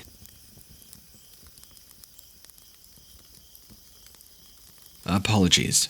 This is kind of a long one. One night, me and 2 friends were all walking around at night in the fields around a small town in Michigan. Our destination was a junkyard, tucked away behind several fields, a home to rusted-out cars, semi-trailers, farm equipment, etc. We were cutting through the fields to avoid the trigger-happy farmers that happened to live around there. Just about there, and we were foiled by a stream too wide to leap. It was now late autumn, and wet feet would be very uncomfortable. So, we backtrack into the adjacent field. From our corner of the field, there was a tree line that ran east to west, and southward, the land rose into a large hill. We stood for a moment, discussing our options, when my eyes were drawn to a large white boulder, seeming to glow a bit in the moonlight. It was around 75 yards away, and I was idly staring at it when it moved. It unfolded, standing up, a 10 to 12 foot bipedal being, skeletal thin, pure white, long limbs. For the space of a second, it looked over at us. Then it took off. I think it was running, but it may have been gliding, possibly flying. I'm honestly unsure. It crosses the field, up over the hill, a distance of probably 100 yards, in a few seconds, in complete silence, and was gone. Only 2 of the 3 of us saw it. After a few minutes of incoherent gibbering, we tried to rationalize, explain, figure out what it was we just saw. We decided it must be an alien. A year later, I was at a party, and the subject of aliens came up. So I say, I've seen an alien. And they're like, yeah, let me guess. In Saranac, right? I confirm. We exchanged mutual looks of awe, and he directs me to this Eric fellow who grew up in said town. Eric is telling me that he has seen strange things there his whole life. Lights in the sky, but no humanoid beings. Fast forward another year and a half or so, and I get a phone call from an acquaintance who was sitting at work when he noticed a girl staring at him strangely. She eventually walks up to him, says, "I feel like I need to talk to you." She proceeds to tell him that her dad's friend is the head of a vampire clan in a town. My friend remembers the story about weird things in that area and asks her if she knows anything about Saranac. She gets very defensive, eventually reveals that that town is a breeding ground for dragons. Yeah, to this day I'm not certain if I saw a dragon, an alien, or a vampire. But after doing a bit of poking around, and I heard from a girl that lived there as a kid, that she had seen a random 15-foot scorch marks on roadsides and in the middle of fields.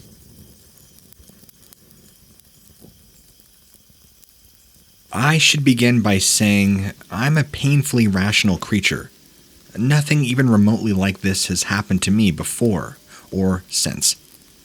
At the time this occurred, about 3 years ago, my dad's place was located very near my work.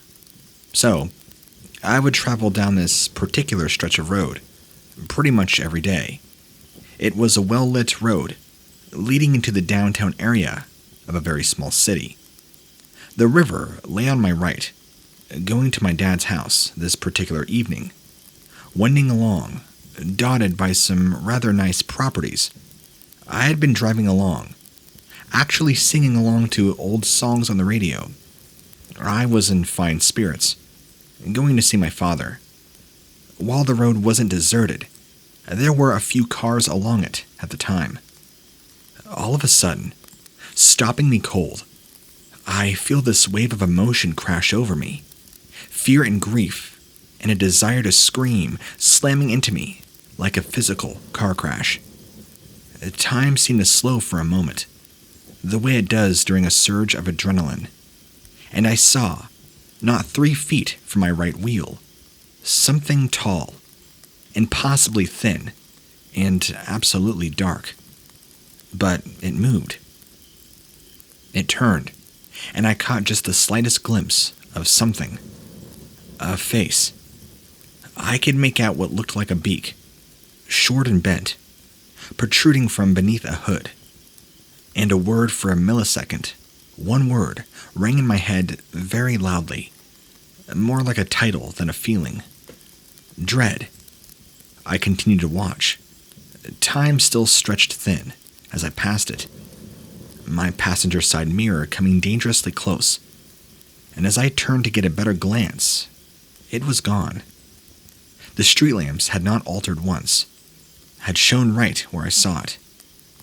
I ran the details over and over in my mind, actually turned the car around to examine the spot.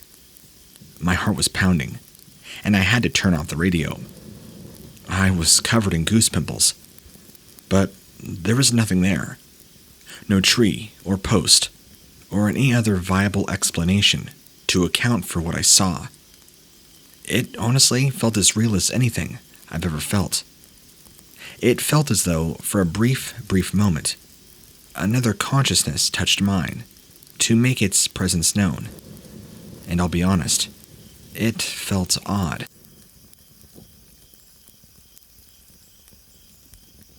This one is about seeing a shadow person. I did not know that's what it was called until much later. I was living in a house in Laguna Beach that had been there well since the 1920s. In its history, it had been a speakeasy, a brothel, and a house for smuggling illegal immigrants. One day, my new wife and I were having an argument. I can't even recall what it was about. She walked down the block to get a cup of coffee and cool off, so that left me alone in the house. The way the place was built was incredibly haphazard. There was a bedroom and living room on one side, and then a bathroom with 2 entrances. On the other side of the bathroom was a hallway that had windows in one side, and 2 bedrooms on the other. From my bedroom, I could look across the hall into the bathroom, then through the bathroom and down the other hall. I was standing at my dresser, and I noticed movement out of the corner of my eye. I looked down there. There was, honest to God, this gives me goosebumps just typing it. 17 years later, a black figure. It was maybe 3 feet tall, and was only vaguely humanoid. It kind of looked like black scribbles, like somebody had scribbled a human shape, but the scribbles moved, like electricity arcing. And that's the best way I can describe it. There was no sound that I could remember. I do remember when I saw it, I wasn't afraid, just like, what am I looking at? Then, it noticed me looking at it. I can't say it turned around. It just focused on me, I guess. Then I was scared. I didn't move, didn't scream, nothing. I was just frozen, because it just came at me. It rushed down the hall towards me. I have no idea what it intended, but as soon as it entered the bathroom, the door closest to me just slammed shut on it. I screamed, yelled for my wife. She wasn't home. I went outside, into the daylight, did not go back in until she got home, about 10 or so minutes later. Normally, I don't believe in ghosts, so I don't believe I saw something supernatural. But I know I saw something. I don't know what it was. I'm not going to give out personal info because I haven't lived there in nearly 20 years now. But if you're ever in Laguna, check out the blue ramshackle apartments down the street from the Whole Foods and near Cafe Zinc. It's the place with ivy covers gate. Second, my wife reminded me that I did not in fact run outside. She found me still standing at the dresser, with a shirt on but no pants. Because people were having a hard time visualizing the layout of the apartment, it was a very run-down one. At one point, the floor under our clawfoot bathtub rotted out and cracked through the floor while I was in it.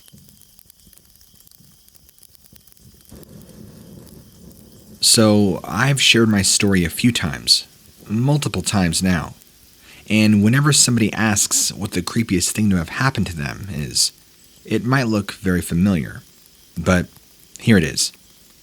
When I was 16, I would jump on my trampoline out back for literally hours every night. Literally. I would just listen to my iPod and daydream to get away from a rough family life. One night, when I was jumping, a kid ran past our fence, full speed, carrying a box about the size and shape of a skateboard. He ran to the park behind my house, held it by the edge, and tossed it into the air so that it flipped a few times before landing on the ground. At this point, I was a little weirded out. He was just standing over it, staring for a pretty long time. Then, out of nowhere, he just bolts full speed back past our fence, like he did not even notice I was there. Alright, that's a bit weird. I just keep jumping and staring at where the box was. Here's where it gets creepy. The box looked like it was moving. Then, something started to rise out of it. I actually stopped jumping and rubbed my eyes. Watched as what looked like a full-grown man rose out of a box that was like 2 inches thick. He had an elongated head, no hair. His skin was orange, and his eyes were huge and pitch black. He raised one arm up to his side, and the box just kind of went into what I can only describe as a trench coat. He walked over to the only pavilion we have at the small park, grabbed the metal beam holding up the overhang, and started to bang his head hard onto the beam, over and over. At this point, I had rubbed my eyes quite a few times and could not even move. I had no idea what I was seeing. Without warning, he just stopped, and his head quickly whipped around and stared right at me. It was like he could feel I was watching him. A giant, and I mean giant smile came across his face as those dark eyes just stared at me. He tilted his head back and forth a few times. Oh man, I had goosebumps, and my eyes started to tear up. Even typing this making my hair stand on edge, because I won't ever forget that look. As I was about to start crying, and I don't know why I wanted to cry, but his face just filled me with terror. He turned around and kind of phased down the road, off in the distance. Phase like those units the Protoss have in StarCraft that leave a trail of themselves for a short period of time, if that helps at all to explain it. He was gone, and that was it. I bawled my eyes out, sprinted inside, and called my best friend, who just assured me I was seeing things and needed to calm down. I'm sure I sounded insane. I mean, who would believe me? But this is the creepiest thing that has ever happened to me.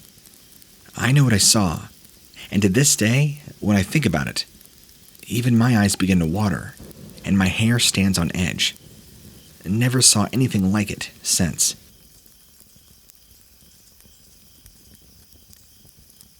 I thought I'd share my experience to see if anyone else has also experienced something like this, or know what it might have been.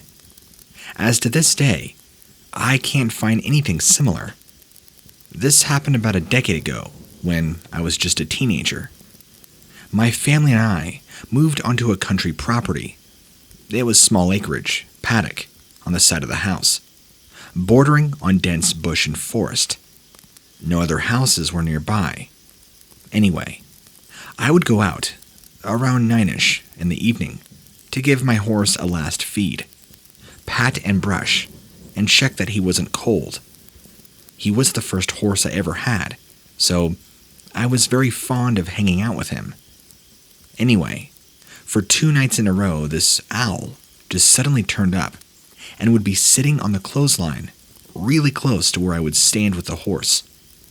It would just stare intensely at me the whole time, not even fly off, though I would literally be within inches of it. Not even the huge sensor spotlight at the driveway nearby would freak it out enough. Then, it would come up on the light of the whole house and paddock periodically, depending on where we moved around in that spot. I thought it was peculiar with the owl, but that was about it, until now, in hindsight. Anyway, on the 3rd night, it was there again, but did eventually fly off halfway through me feeding the horse.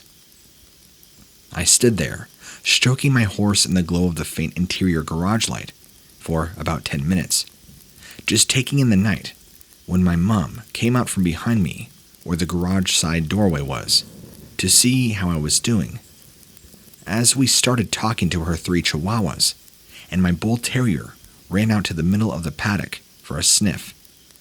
As they ran past the first paddock fence, they set off the sensor spotlight. We kept talking for a minute, when my mom, being slightly elevated above me, and the horse in the garage looked puzzled over the horse towards the back of the paddock, saying, "What is that?" The paddock, towards the back, became incredibly steep with our water tank sitting on the high side as it descended down to the other side of the paddock, bush and road. I must add, all my animals, the horse, the dogs, were very sensitive to movement and strangers. If the dogs saw anything suddenly start moving fast out of nowhere, they would have definitely chased it and barked at it aggressively. Anyway, I stepped out in front of my horse with my mom, moved towards the fence to see a white figure hunched over beside the water tank, as if suspiciously out of the water that had overflowed. At first, from the position it was, I thought it might be a large kangaroo, but as me and my mum leaned on the fence to get a closer look, with the light shining brightly, it suddenly turned its face over its shoulder and looked at us, realizing we were watching it. We realized in that second it was a very humanish face, but were both frozen in shock at what it possibly was. Next, it suddenly turned around, went from being this maybe hunched over animal to a giant, slender figure, taller than the water tank, and shaped like a humanoid man, with a long face, mouth, and eyes, white all over, no hair, long arms. However, what was really odd was it was wearing a baggy, huge white t-shirt, which hung past its waist. No other clothing. It stared at us for a second, standing straight up, and then quickly hunched over low to the ground again, and began running down the steep hill, across the borderline of the paddock and bush, just like on all fours, down the hill. Except instead of its hands touching the ground, they just went side to side, like someone normally running or walking. Even though it was hunched, its back was dead straight, in that angle, and its neck and head kept smoothly turning over its shoulder, looking at us as it ran as fast as possible. Even as it disappeared into the bushes, where you couldn't see it, you could still hear it smashing through. All the while, our dogs did not bark or acknowledge anything had happened, even though this thing had ran right across in front of them. Neither did the horse budge to the loud smashing noises of it in the bush. Me and my mom, suffice to say, bolted quickly back into the houses, freaked out at what we had seen. After that, I stopped hanging out at night alone with the horse. The main things that still get to me most about that sighting was the out-of-place t-shirt, how it ran so fast and such an impossible angle and against gravity, all while managing to twist its head at us and the dogs ignoring it. So, my question, what do you think it might have been? Have you heard or seen anything similar to my experience?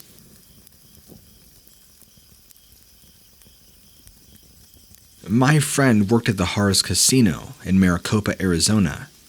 Anyone familiar with the area knows that this particular casino is out in the middle of nowhere on Native American reservation. Anyway, my friend is a normal, emotionally stable white guy who is an atheist. He was working late, around 3 a.m. on the casino floor. He's naturally a night owl, so he was wide awake, and this was his normal shift. He's not a druggie, or anybody to make up BS stories. So, here he is, in this empty casino, walking into the vacant men's bathroom on the opposite side of the casino floor. He walks in and does his business in the urinal, turns around to go wash his hands when he notices somebody standing at the sink, staring into the mirror. He thinks to himself, "That's strange, I didn't even hear anybody walk in." He gets a little closer to the sink, about 5 rows down, and begins washing his hands. He glances over again to realize it was not a man that was standing at the sink, but a woman in a red dress. Right when he is about to say something about her using the wrong restroom, this woman turns her head slowly towards him, and he just stares at her, kind of in disbelief, thinking this chick must be drunk or blind to not realize that she was in the wrong bathroom. As her head slowly turns, her eyes were a dark, glowing red. He described it as red eyes you would get when taking a photo of somebody. He freaked out, doesn't know what is happening, and looks down to notice she doesn't have any legs. Instead, she has what he described as the bottom half of a deer for legs. She was walking on hooves. Anyway, as this thing turns toward him, it starts to move and act aggressively. My friend ran out of the bathroom, obviously scared to death. He had his buddy review the surveillance tape of that area around the bathroom, but all that was seen was him going into the bathroom, then him running out. He may have experienced this.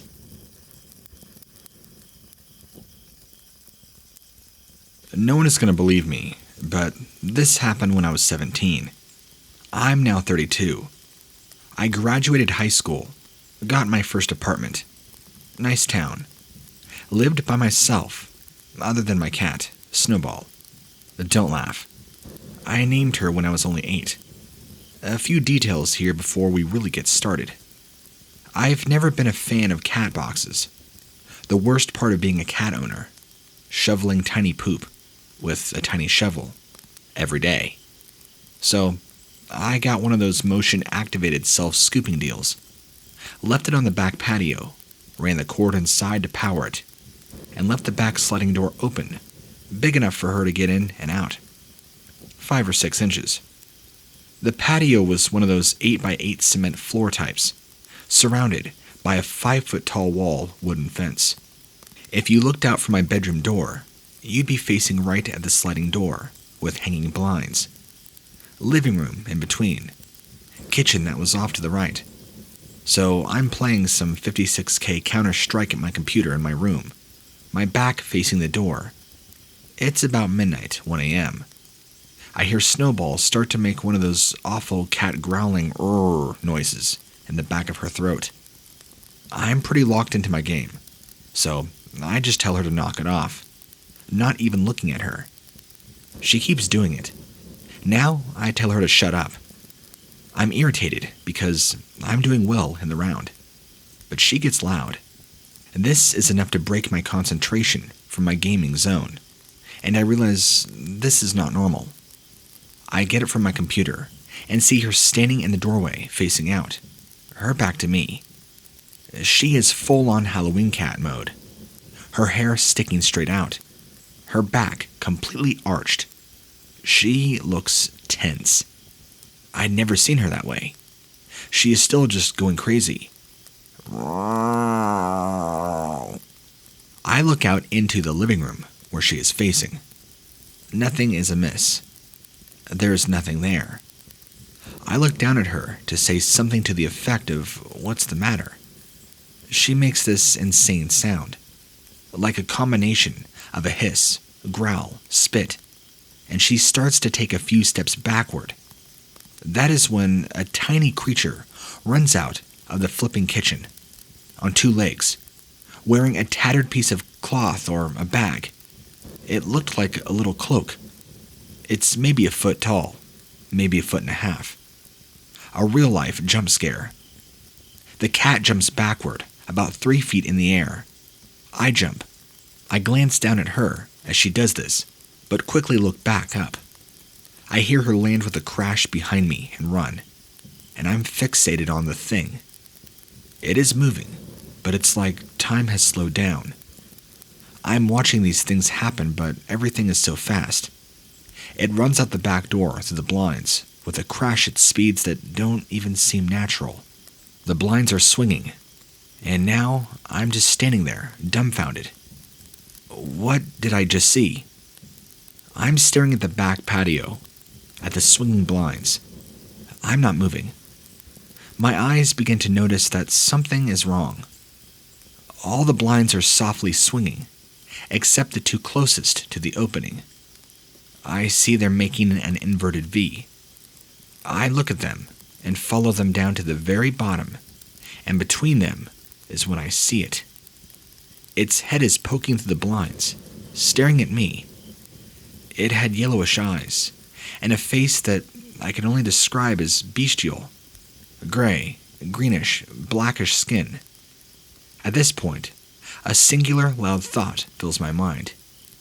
You aren't supposed to see this. And at the conclusion of that thought, every one of the hanging blinds shoots upward and outward.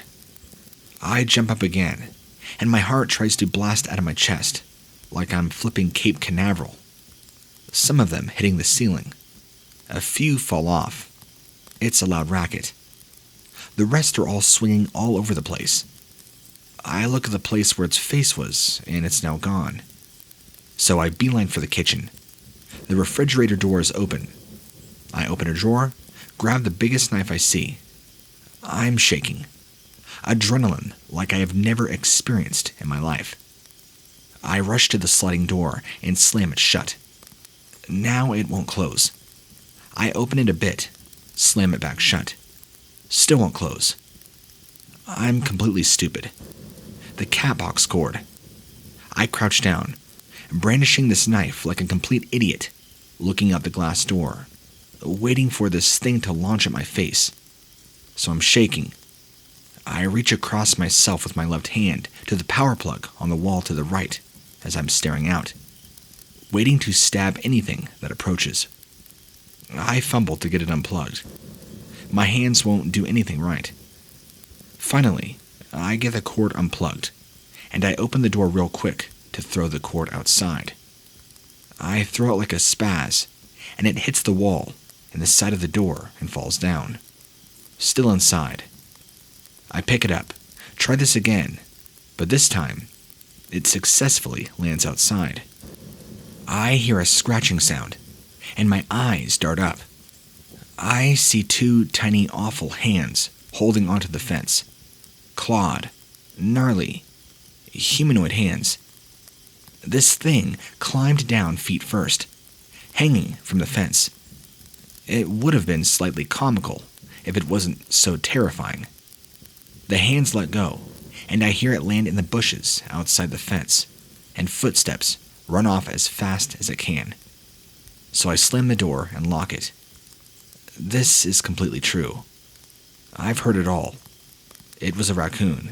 It was a cat with mange trapped in a paper bag. It was neither of those things.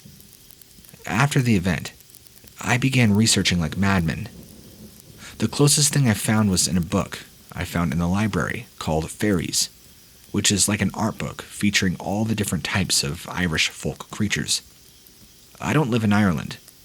I live on the US and the West Coast. Look, you don't believe the story. I don't blame you. It sounds ridiculous. You probably shouldn't believe it. I hate the whole no sleep thing. It's stupid. I hate BS paranormal stories, and believe it or not, I am a skeptic. I believe all people that have experienced something strange or believe in the paranormal should be a skeptic. I enjoy debunking paranormal videos and pictures. I want the truth. Was I hallucinating? It is entirely possible. I had an extreme and sudden hallucination. It's not unheard of. This event has had a huge impact on my life and completely affected the way I view the world, the paranormal, and even religion. Everything.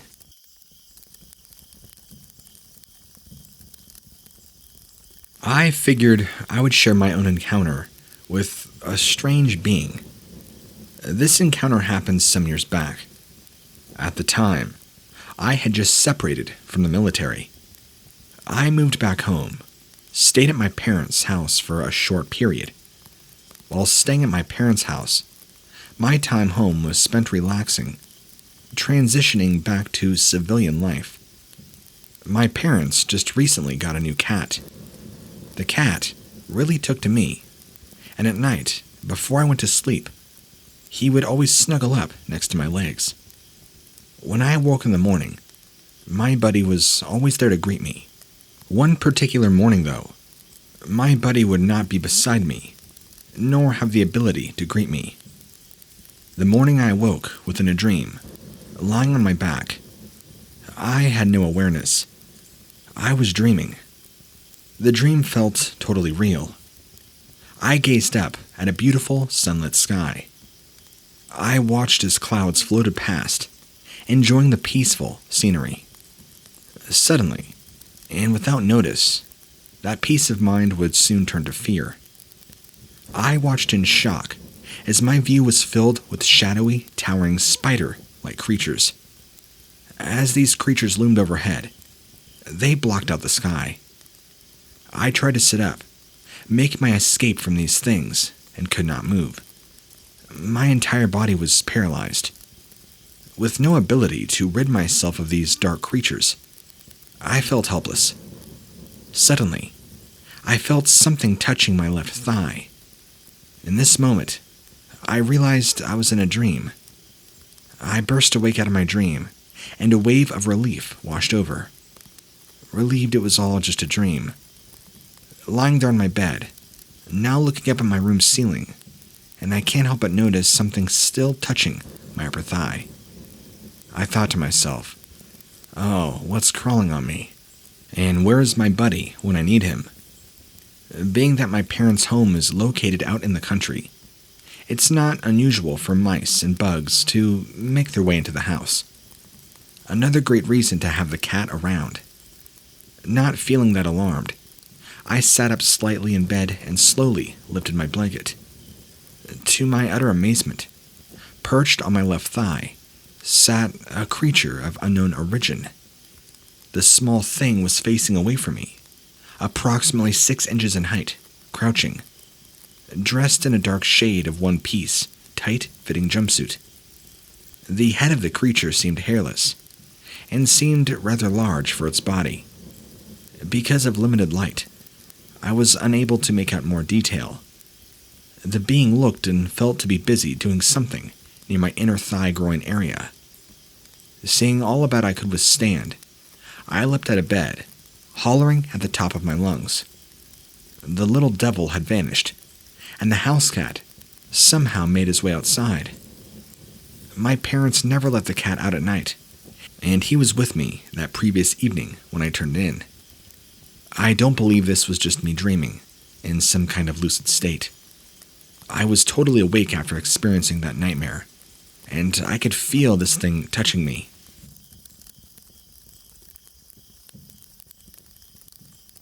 My husband gave me permission to post this story, so if anyone has any idea what he saw, and his friend saw as children. When my husband was a child, he used to see what he called little men in his house. He saw them a few times, about 8 years old, all the way till maybe 12. He would only ever see them at night, and only in his basement, never outside or in anyone else's home. He describes them as being about 7 or 8 inches tall, and they were all one solid color, as if they were wearing morph suits. He saw red ones, green ones, cream-colored ones. No facial features, no hair. He said they looked really like people in morph suits. They were completely silent. No sound while running, no talking. But he did hear them open and close drawers, cabinets. Whenever one would see that he saw them, they'd run off into a bathroom or the laundry room. He would follow, but they'd be gone by the time he got there. Once, he saw one going in the cabinet under his bathroom sink in the basement. When I looked, it was gone. They were always more than one at a time. He never saw just one. He said they used to be weird and not really scare him. They were just usually running along the walls, not really out in the middle of the room. The basement was well lit, and you could clearly see them. Of course, his family didn't believe him, because he was a child. He had a friend sleep over one night. They were in the basement, playing video games. His friend stops playing and asked my husband something like, "Did you see that? I just saw 2 small red people run into the bathroom." That's when my husband got scared and told his friend how he was hoping it was only his imagination, and explained everything to him. The 2 of them saw them a few more times until they just weren't there anymore a few years later. My husband thinks they were collecting something or looking for something. They appeared very exploratory in nature, although nothing was ever missing that he noticed. He was a kid, so he hadn't been drinking or doing drugs or anything. My husband does not lie. His friend, though, sadly passed away, so I can't ask him about the little men, and no one else saw them. My husband doesn't really like talking about these things, but said it was okay if I told everybody else. He always got the feeling that they weren't malicious, but that he shouldn't go hunting for them too much. So, does anybody have any idea what these things may have been?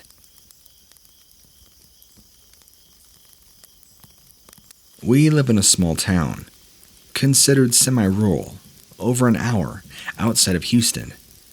My son is 14. My best friends are 13 and 14. They are country kids. They fish and explore the creeks here around our neighborhood, almost as much as they play video games. They're into fishing, camping, bushcraft, just really outdoorsy teens who keep out of trouble and go fishing a lot. Good, honest kids. Our neighborhood is about 150 acreage home sites, with the smallest being 1 acre, and the largest around 20. Lots of tall pine trees and woods, and creeks. The neighborhood is basically surrounded by wooded floodplain where nothing can be built, and lots of intertwining creeks that flood in heavy rains. There are literally thousands of deer. Soil is sandy, and height above sea level might be 600 feet, so no caves that I'm aware of. Around 2 months ago, my son came home and told me that he had seen a glimpse of something in the woods. All 3 boys were at a part of the creek they had not frequented much before. My son glanced up, saw the nude, unusually light grayish-skinned back of an extremely thin humanoid. It seemed to be about 4 to 5 feet tall, moving away from them, slouching, moving in a weird, distinctive way, on all fours, with very long arms. He directed his friend's attention to it, but it was just a glimpse as it moved away from them, behind some brush, next to a large, thick old tree, and just seemed to be gone. They did not hear it move off or see anything else. The reason he felt comfortable telling me is because I had already warned him that there were things in the woods living that we share this planet with. My great-uncle, who lived to 83, spent his entire retirement deer hunting with little more than binoculars on his property in north-central Texas. He clocked literal decades sitting in tree stands in the woods. And once, I was in my early 20s, he told me that there were things in these old woods we don't even know about, but they're there. I'm certain he had seen things and creatures.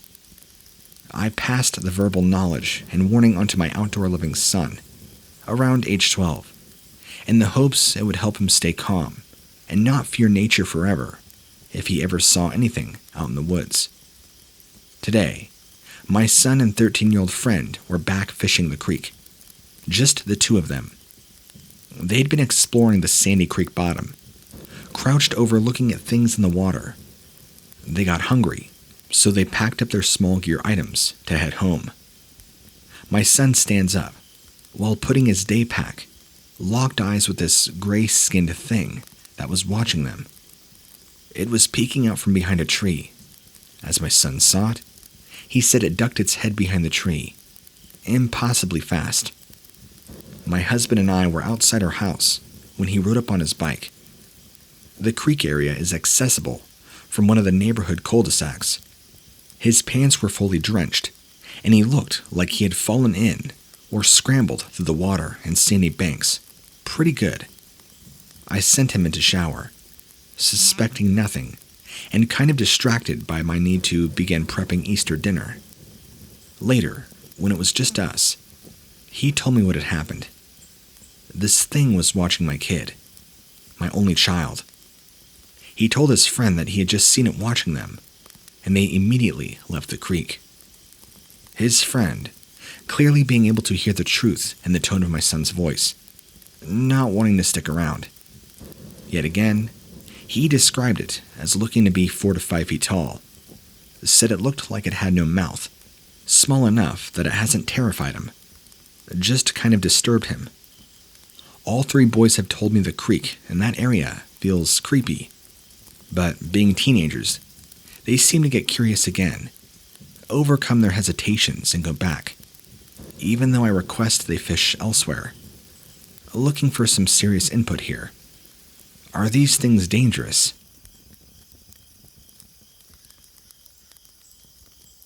Here's an update. I talked to my son tonight and made it clear that he's to stay out of that area. I asked him for any additional info that he could remember. He did go into a little more detail, and it is frankly quite troubling. He described it as bald, having kind of a long neck, reiterated that it moved impossibly fast. The image seems to be burned into his mind. He said the tree had 3 woodpecker-like holes in the trunk, and that this tree was what it was hiding behind. He said that there were some other weird sounds they had heard as they were down in that creek this afternoon. They heard 2 owls calling to each other in the middle of the day, which was not something he really thought about until I confirmed they were hooting multiple times back and forth. But midday, though? One was high in a tree somewhere, fairly nearby. So, the boys actually hooted back and mimicked crow calls, just being silly as they fished. The second owl was in front of them, in the direction of where that crawler thing peeked behind the tree was later spotted.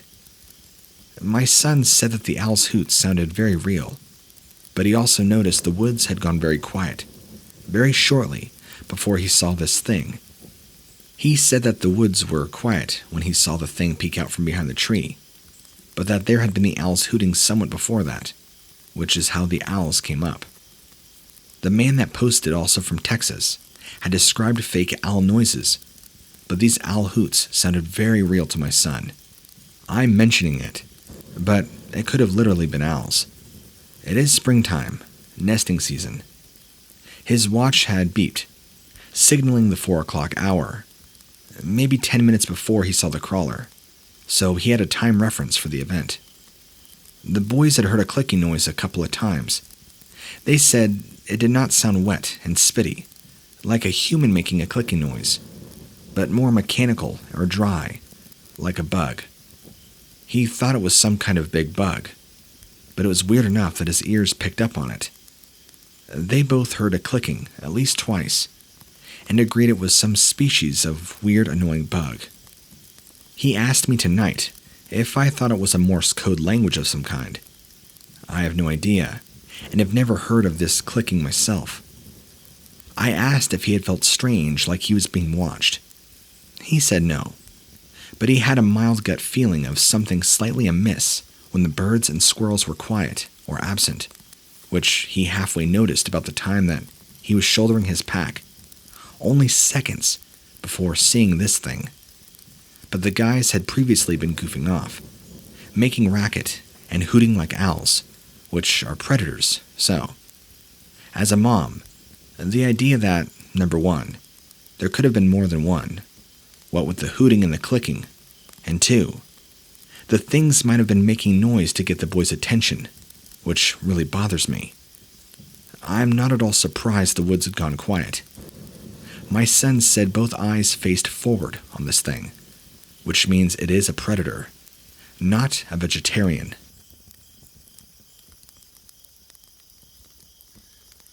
I moved from California to Western New York to live with my boyfriend, and we moved into our own place. It's a very nice area, so I would say I live without a huge fear of anything really happening. We work nights, but I'm currently laid off due to COVID. My boyfriend still works, though, 8 p.m. to 4 a.m., so I'm awake and alone during these hours. Only my dog and 2 cats are with me. It all began as knocks on my back door. It's always coming from the back door. I would sometimes get scared of, but just pass them off as wind.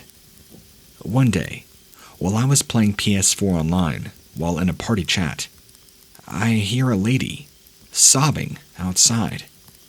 I tell my friends, and they tell me not to open the door, believing it could be a human trafficking trick. So I crawl to the window and peek outside, only to find nobody out there. So we all joke that my backyard is haunted. I don't think much of it, and eventually, I forget all about it. This one stands out to me, because I almost ran outside. I was on the phone with my family as my boyfriend was leaving to work. Usually, he lets the dog out before he leaves, and sometimes she doesn't come back in immediately. This is important, because she has escaped from our yard as my boyfriend leaves, and we have to chase her down the block to catch her. So, while I'm on the phone, I clearly hear my boyfriend yell the F-bomb, and I immediately think, oh no, the dog escaped. So I hang up the phone and rush to the door. But I realize his car is gone, so I just stand confused and call him. Hey, what happened? Did Ruby, our dog, get out? He says no, she's inside. Why do you think that? I just heard you yell outside. Oh, that's weird. No, I'm like a few blocks away right now. I was left extremely confused. I've never experienced that. I keep hearing things since then. Knocks, bangs, even meowing ones. But I ignore them all because I don't want to go outside. Whoever or whatever it is wants me outside, I guess. So, at around 3:30 a.m. today, my boyfriend got out early and got home, as I was washing dishes.